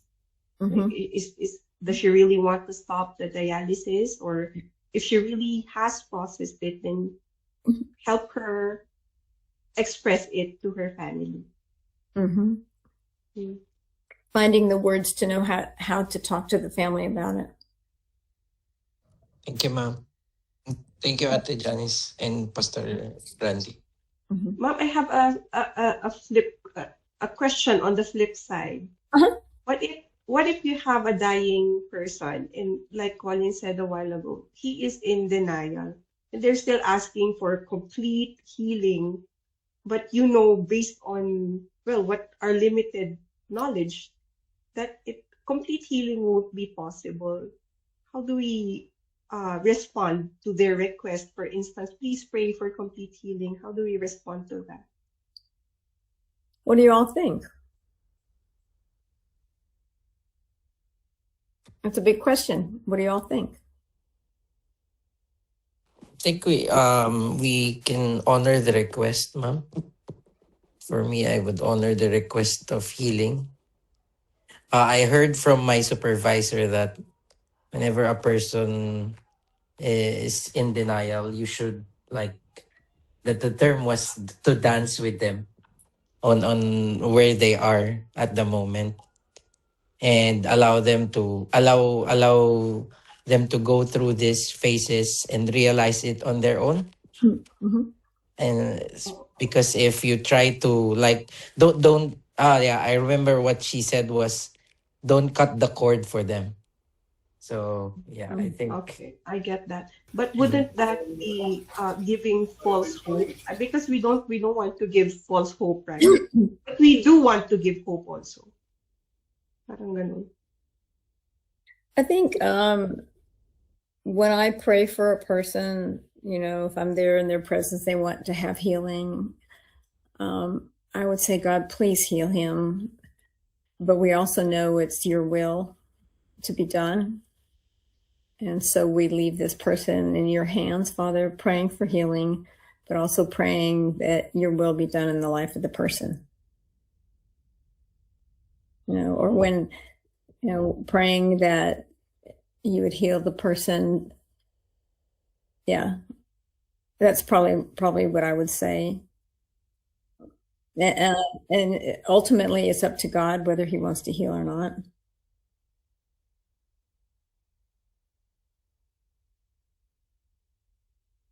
Okay.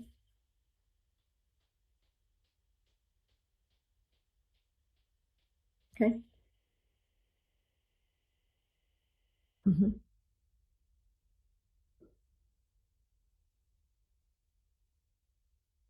Sure.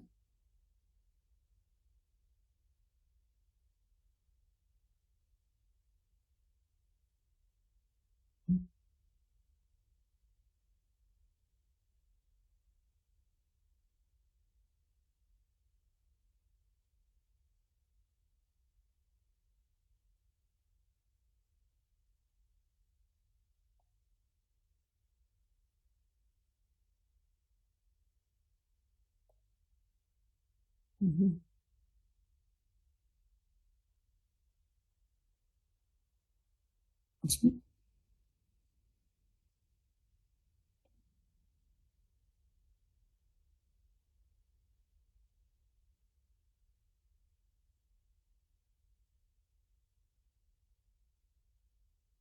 Right.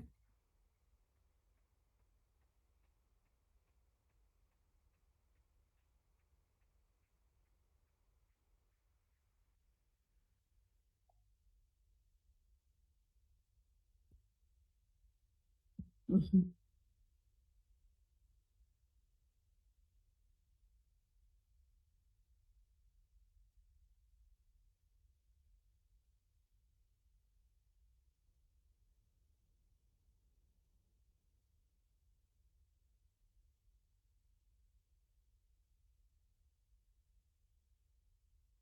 Mm-hmm.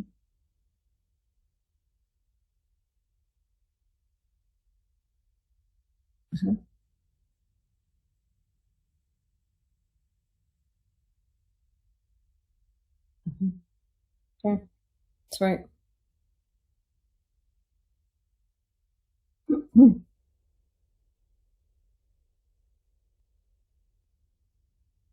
That's right.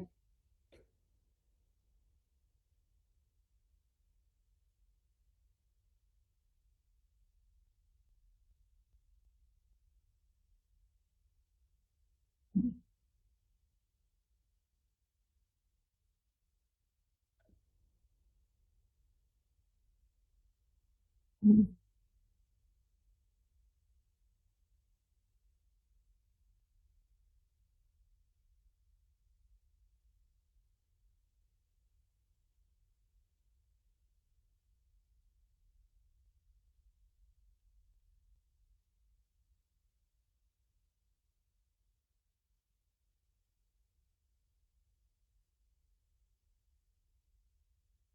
Okay. Thank you, Randy.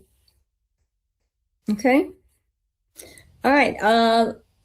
Let's go Ma, ahead. Let's go on to the next one. ma, Yes. Go ahead, yeah, Thomas. yeah. For me also, I think uh, we focus more on the emotion. So I think the physical, yeah. Uh, I agree with what Sir Colin mentioned. Yeah. So for me also, I think in responding to them that yes, we'll pray for you. That's a healing already for the emotional. Right. Of course, for the physical, I think it's very hard to assure to them that Mm-hmm. after praying for them, they will be get healed. But I believe that God will heal that person. But maybe again, for me, it's difficult to assure to that Right. person. Right. So for me, uh, just just dance with them, as Colin said, Mm-hmm. and I think that is a big healing to their emotion. Mm-hmm. Thank you, Mark. Mm-hmm. Thank you, Thomas, for sharing that. Thank you. Thank you all for sharing. It's not hard. I mean, it's not easy to walk with somebody that is in the process of dying. The other thing I always to do as well is I ask if the person is coherent and able to talk, what they would like for me to pray for them. You know, I first ask, you know, would you like me to pray for you? And then I ask, you know, what is it you would like for me to pray for you? Because then that sometimes gives me some idea of what they really want. If they really want healing, or if they want to go on to be in heaven, or if they want, I mean, one person that I had talked with one time, I remember in Baguio, in the hospital, they said I thought they wanted me to pray for their cancer, and they really wanted me to pray for their family up in the mountains that couldn't come to see them. They lived too far away. And that was their biggest concern. And so you never know exactly what they really want you to pray for. And I think asking that, if it's possible, sometimes they're unconscious or they're not coherent or whatever. A couple nights ago, my uncle was having a really hard time dealing with pain, and the lady taking care of him was there that night, and she just started praying over him and asking that God gives him comfort and care, and that helped soothe him and helped him to relax and to know that he was in God's care. So prayer can be used in many different ways. But I think I'm sort of like you all. You can pray for God to heal, but also know that God ultimately has a decision and will do what's best for whatever situation. So healing can come here on earth, or healing can be going on to heaven and have complete healing. So we never know what God's going to do. And okay, I think, let's see. Ma'am, I have a question, ma'am. Yes. I have a question, ma'am. If I know the person, ma'am, I know that the person is a believer, and he is also my friend. And so I'm speaking to that person as a friend. So when that person is now near to die, is it okay to say, we will strictly say to that person, ask that person that, how many days we what's that? Ano sa English yun? Naubusan na ako. Like do we discuss funeral arrangements? Yeah, funeral arrangement. Right. Yeah, is it okay to say that to that person? Sure. Usually if somebody has cancer or whatever, usually that would happen earlier on.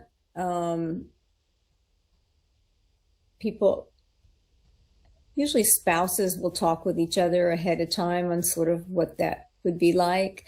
But you can ask somebody, you know, if you could even say, you know, if you pass away, or when you pass away someday, I mean, it just depends where they're at. Like, I know where my parents want to be married, and my uncle has told me ahead of time what I need to do, and he's set up a file folder, basically we have, of what I need to do after he dies. He told me exactly where he wants to be buried. He wants to be cremated, and then he wants to be buried up in New York State. So we'll have to go up there. He laid out all those things for us ahead of time, so it's not difficult for us. I have a friend that she was probably in her 40s and died of cancer, and she talked to the pastor ahead of time and said, "This is what I would like for you to have at my funeral." So some people have that planned out ahead of time. My dad knew who he wanted to have play the piano at his funeral, and some things he sort of wanted, not all of it, but some. So I think some older people begin to talk about that, where they want to be buried, maybe what they want to have happen at their funeral. I don't know. In my culture, people can talk about that, But I think it's appropriate to ask, if they know they're dying, if they know, that will come, or especially when they start to get in their later years, you can ask, have you ever thought about, what that would be like for you, what you would like us to do for you as a memory or memorial or funeral, or and I think a lot of times spouses will ask that ahead of time. I don't know so much with pastors, but I think spouses would talk about that. I don't know in your culture if that happens or if that's something nobody wants to talk about. I don't know. What do you all think? We may be more open to it here. But I don't know about there. Yeah, Mom, I think Yes. it depends on different culture. In China, we not really open talk about dice. Even, the old people. If you don't tell them what time they will die, they will live longer. But in normal, if you tell them you can live for 1 month or how many days, they will they will lose hope and they get scared and they will die earlier. But you keep secret, they don't know, maybe they can live longer. So I think it's a different culture maybe. Right. And some cultures in Asia don't tell anybody if they're sick. They don't tell them that they're dying, and then they have a lot more hope at the beginning. But then after they realize their body is not getting better and it's getting worse, then they are not sure what to do. And then they kind of get depressed. And it's kind of hard for them to talk about the fact they think they're dying, but they don't want to tell anybody because they don't want to hurt anybody's feelings. But they kind of live with that kind of fear that they may be dying. The doctor doesn't tell them, nobody tells them, but they soon learn or know their body's not responding and they're getting worse, and they kind of realize they're dying.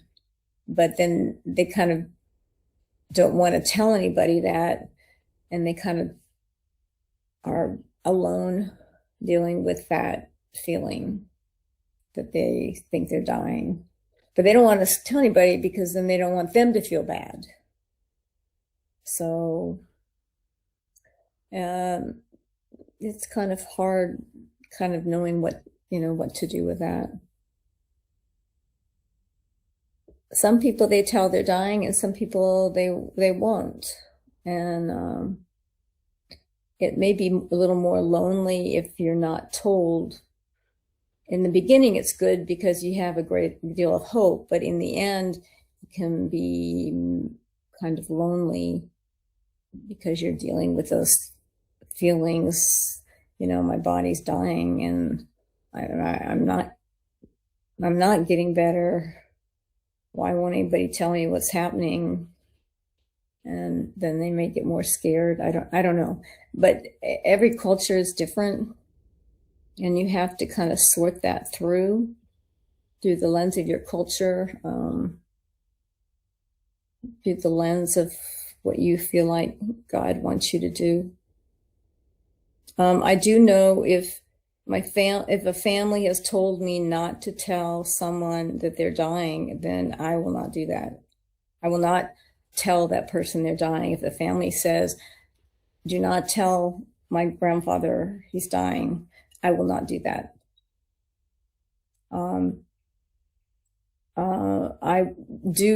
I have talked with a lady before. The family told me not to tell her she was dying. And I went and sat beside her, and this was in the Philippines, and I said, how are you doing? And she was very sad, and she knew she was not getting better. And she knew she was dying, but she didn't want to say anything because she didn't want other people to be worried. So I leave that with you all to sort through that. And sometimes you can just say, your body seems like it's not going to make it, doesn't it?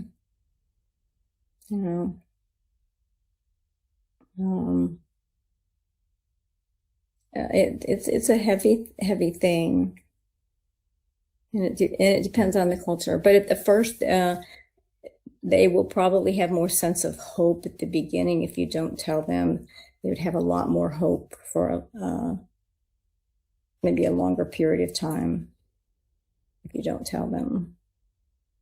But in the end, it may be I would think, a little more lonely, not having anybody to talk to about that. So, I don't know. Any thoughts?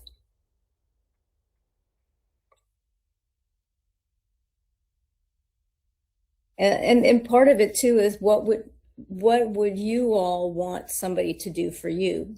And this might be something to ask and talk to your spouse about, or talk to your family about. What would you want your family to do if you knew you were dying? Especially as you get older. A lot of you are young now, but if you were older and you knew, your health wasn't as good, what would you want? Would you want to know or not know? And that may have some influence too on what you tell someone in your family. And it goes either way. I see my uncle as being really sad, very depressed and very sad because he knows that he's dying and he wants to go to heaven.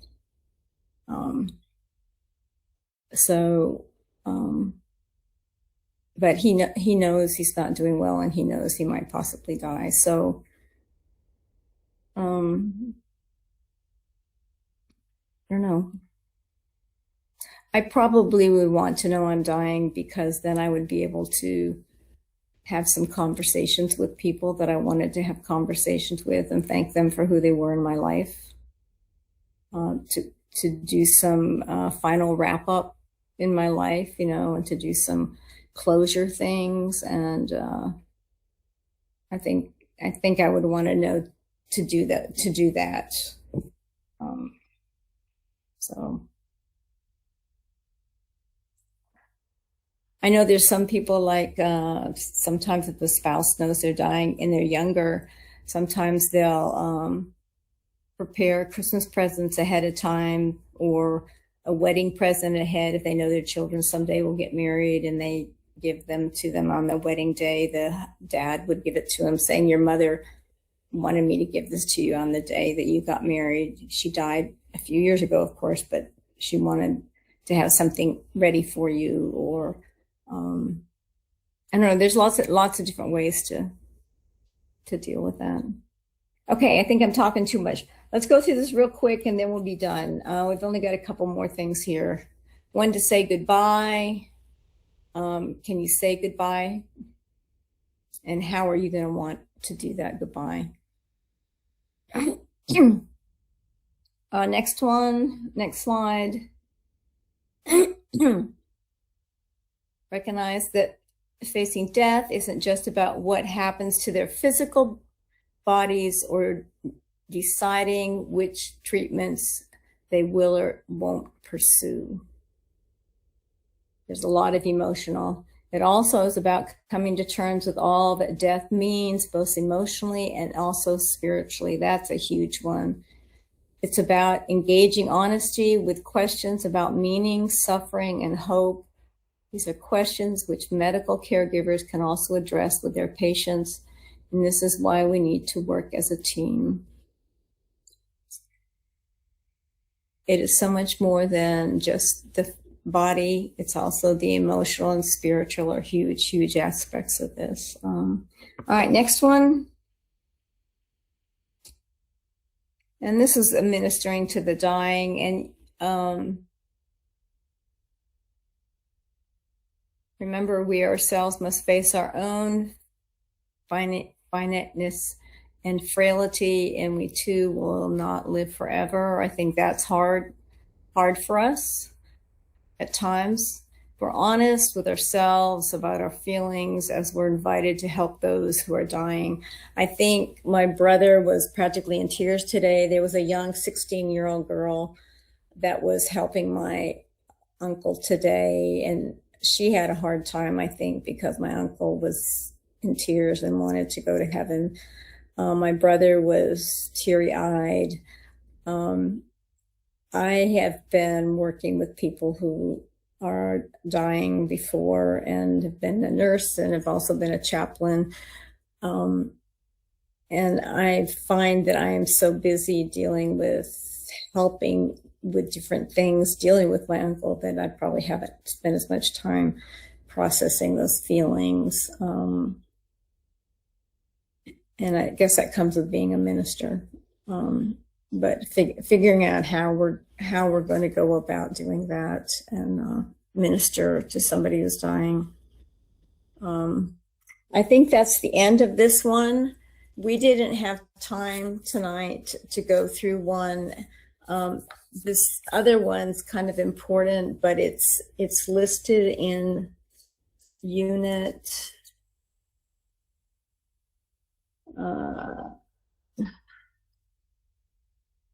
I think it's in week 7.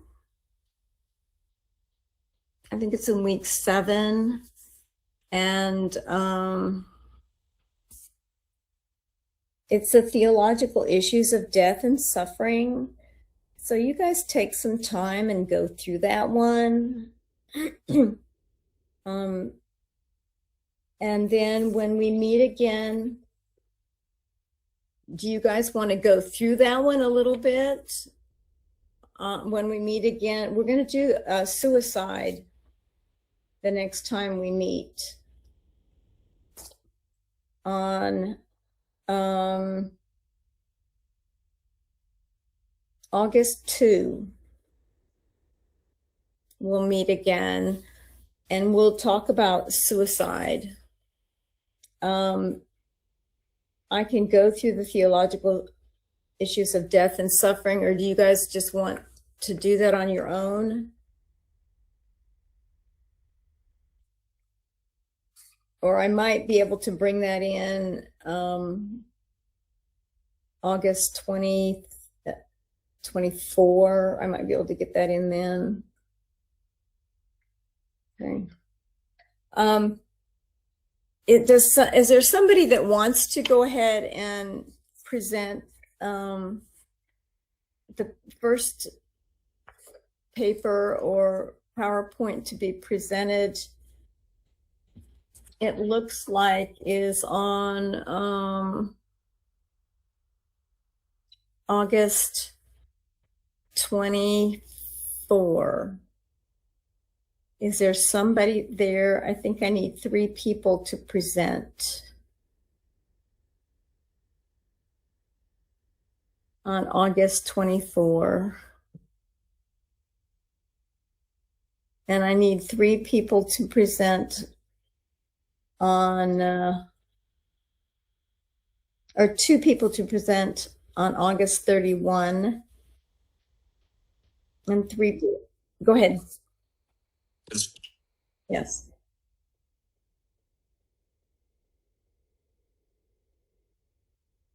Okay.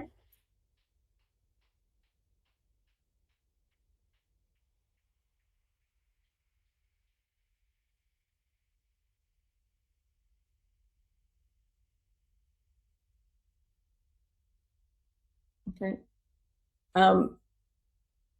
Is that something some of you would like to do? Does everybody know how to do that on YouTube? Yes, ma'am. Okay. We can do that as well.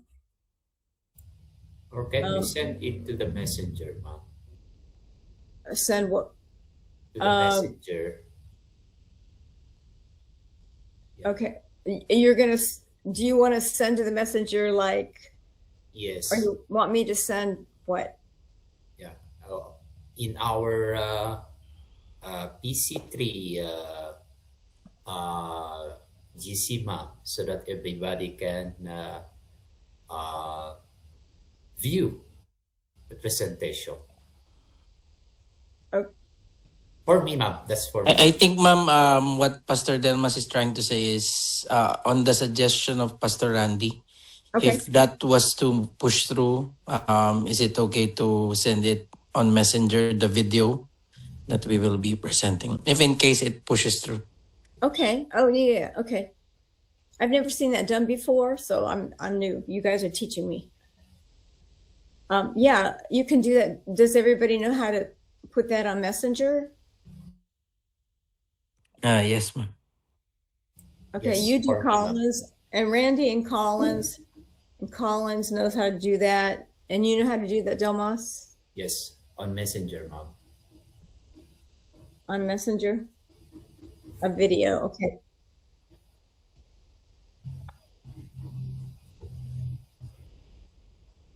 Right, correct.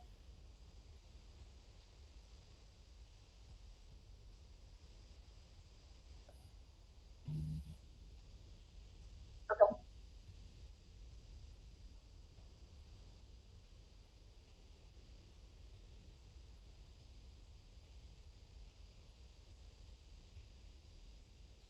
Okay. Okay. All right. So, but everybody knows how to do a YouTube video or you're talking about put it up in line in a link that people can just click on and watch that video. Okay. Okay. And if somebody doesn't know how to do that, Joanne, For me, ma'am. you I can. You- But you that's don't good. know how to, you don't know how to do that. Okay.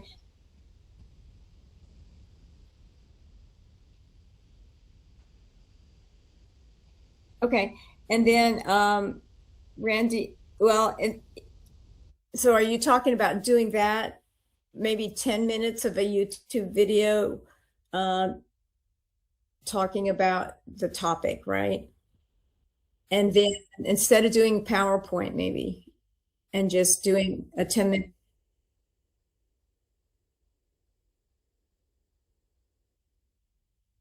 Oh, gotcha. Okay. Okay. You may have to help some of those. I don't know, Janice, do you know how to do that? Or Joanne? Julian, do you know how to do that? Maybe I can learn. Yeah. Okay. Randy, you may need to meet with them.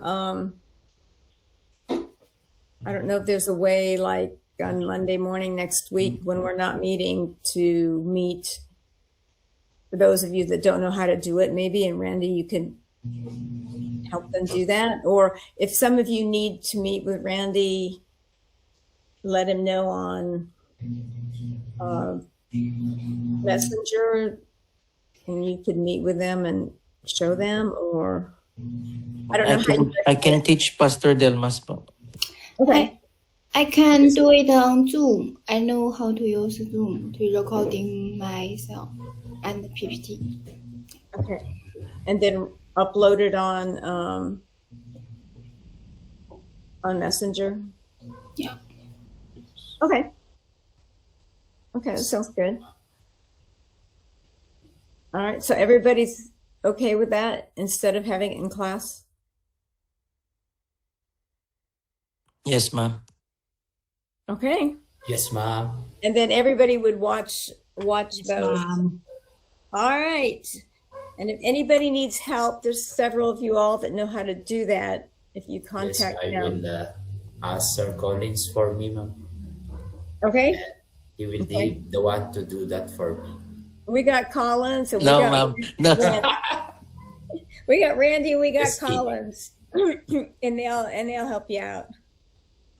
All right, you guys sound great. Thank you so much. It's 11 o'clock and it's over the time for you guys. Thank you you, so ma'am. much.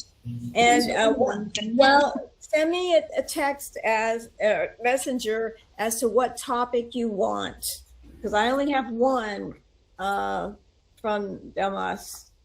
And the rest of you, I need to know your topics. So during these 2 weeks, you can work on that.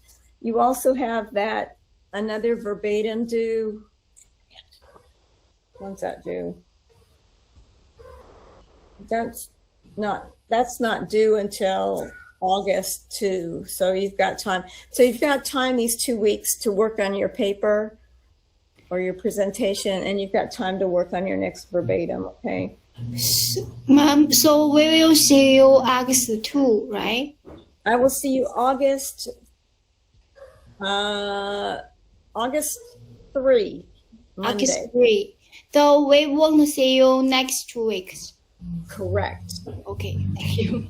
All right. Ma'am, the instruction for the paper, Yes. like the details on the paper is on the Moodle?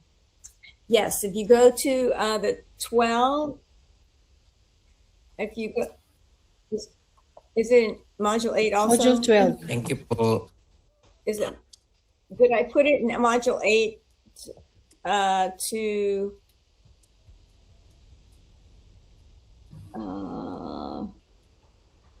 I think it's in module 12. Research paper. Okay, I'll tell you what, I'll cut and paste that in the instructions.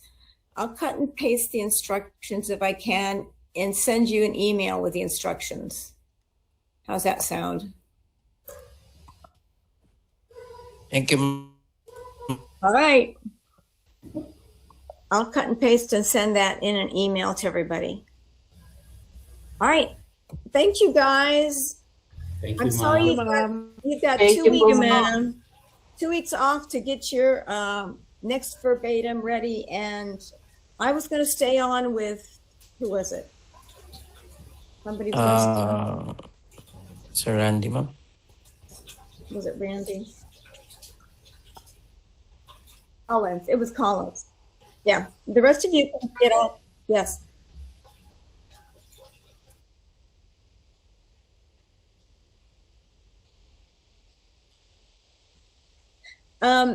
With the verbatim, you need to write out beside it the nonverbal communication that's happening. You need an introduction, and then write the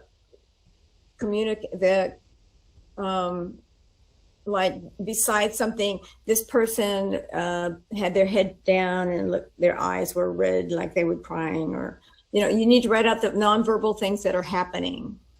Then you also need to write beside the questions that you ask. Is it an open-ended question, or did I write or say a closed-ended question?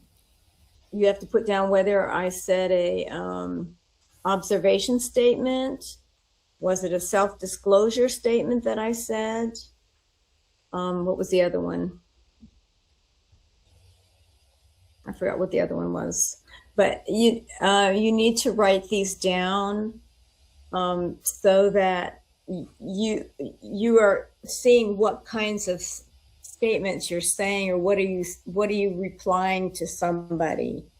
Oh, self-disclosure, I think, was the other one. Like you responded and said,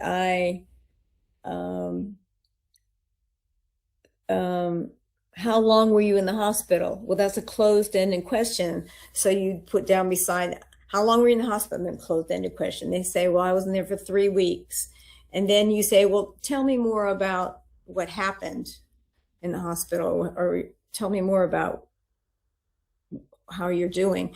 Well, that would be an open-ended question, because the answers are more than 1 or 2 words. So then you'd write beside it, open-ended question. So you've got to write beside it what kind of question it is, or what kind of statement you're saying.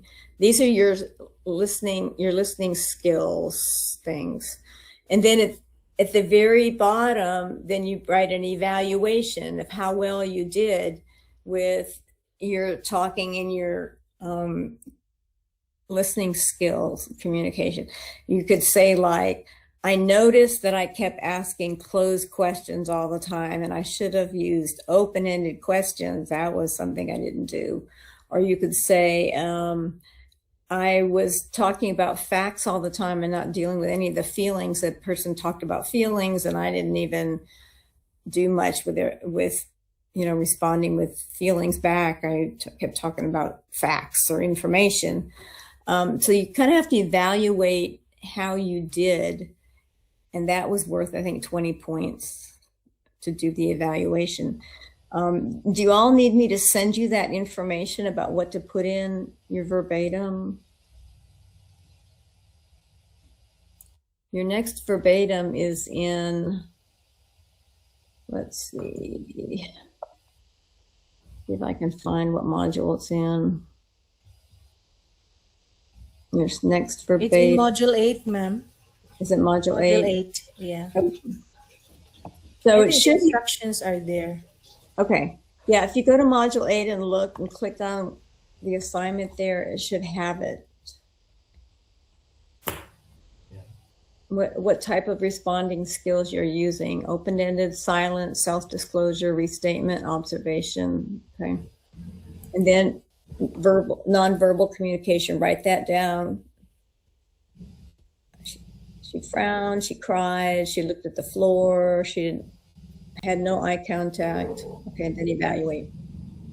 All right. And then I give a little example there. So, all right. Module 8. Okay, take care. Yeah, module 8 has the verbatim information. This next time you're going to be doing with somebody who has a death, somebody who has died, some kind of death of somebody.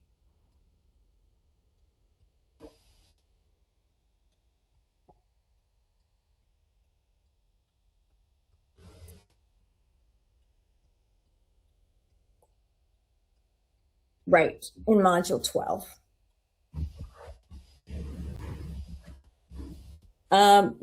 The verbatim is due August 2. The second verbatim is due August 2. Okay.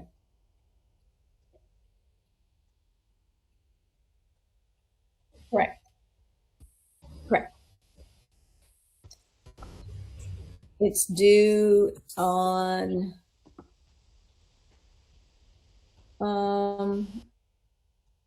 August 30. No, but I kind of wanted everybody to at least come up with a topic. So because we're not meeting for 2 weeks, if people have time, they can start it or at least know what they're kind of looking at.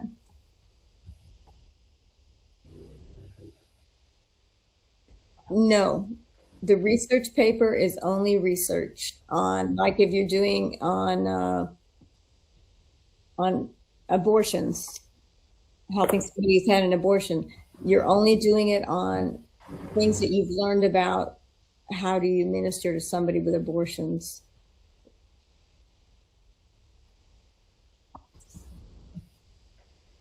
August and 2nd, is found in module 8, verbatim number 2. It's on the do the assignment. If you part. Yes. Yes, po, Pastor. At the end of the module 8, there is do the assignment listening. That's the verbatim. Yes. And that verbatim's on somebody who's died. It's sort of like you did the first one on some kind of a loss. That could be any kind of a loss. This one is particularly on somebody who's had some kind of death in the family or somebody who's died. Find somebody who wants to talk to you about a death or some kind of somebody who's died. The example is the topic. In the second verbatim. And that second verbatim is due August 2. Your mom. Okay. All right. Now, there's a syllabus at the very top of your course, at the very top, there's a syllabus. And in the syllabus, it has all those dates written out. So if you print out the syllabus or look at the syllabus, it'll have all the dates of everything and when we're meeting and not meeting. And Clarification, Mom, pardon? please. So the verbatim, like for example, my topic is miscarriage. I Yes. will use that in research paper or in the verbatim. Correct. You can do it in a research paper, or you can do it in a PowerPoint.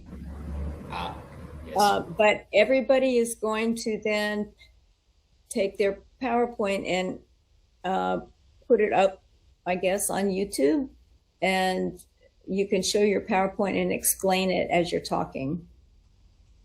Or you can just take your paper and stand up in front of YouTube and then talk about what you learned in your paper. You maybe have some notes from your paper. You can just talk about it.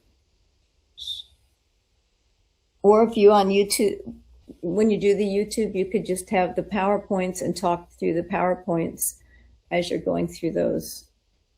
So you can choose the PowerPoint and then present it on YouTube, or just the paper and talk about what you've learned from your paper on YouTube. That makes sense? Thank you, Mom. Okay, so you've got 2 weeks. There's really no work that's due. I was going to say the next 2 weeks on the syllabus, it says quiz 3 was due the 26th, but it's not due until the 9th of August. But so the only thing coming up is that your verbatim's due in August 2. So you've got 2 weeks now to work on August. Thank you, Mom. And if you want to turn it in early, you can. All right. Now, if you want to, the quiz 3 is in week 9, and that covers module 6 and 8. So if you want to, it covers trauma and what we talked about tonight, the crisis of death. So if you guys want to go ahead and take quiz 3 in week 9, you can. If you want to take quiz 3 earlier, you can. See what I mean?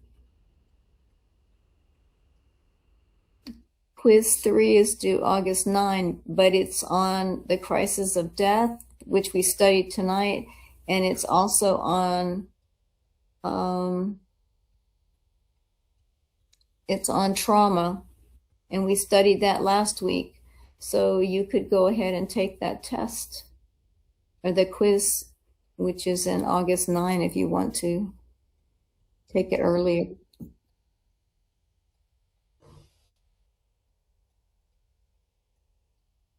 Yes. Correct. It's this, the verbatim is the same thing as you did, last time. And then there's one more verbatim at the very, very end of class. I think there's 3 verbatims. There's one more due on August 23, dealing with somebody who's had a crisis. Listening to some. I have a question, Mom. Uh-huh. Just so that I can do better on my verbatim next time. What are the things you're looking for? Because I scored low on the verbatim. Is this Colin? Yes, Mom. Colin, okay. Let me pull it up here. Yeah, if the rest of y'all want to get off, you're welcome to, or unless you have questions. Thank you, ma'am. What? Ma'am, while you're away, can we email you for further questions regarding Oh, the yes. research paper or the Oh, yes. verbatim? Oh, please. Okay. And Okay, then I'll be out then. Okay, thank you. I will try to send an email to everybody on the verbatim, and then I will send an email about the research paper. Yes, ma'am. And then I will send one more about the quiz number 3. If you want to take that quiz number 3, I don't have that listed until August, but it really will cover what we studied last week and this week. So you may not want to wait to take quiz 3. So, all right, sounds good. All right, Collins, you stay on and everybody else can get off. Thank you, ma'am. You guys have a really good week, okay?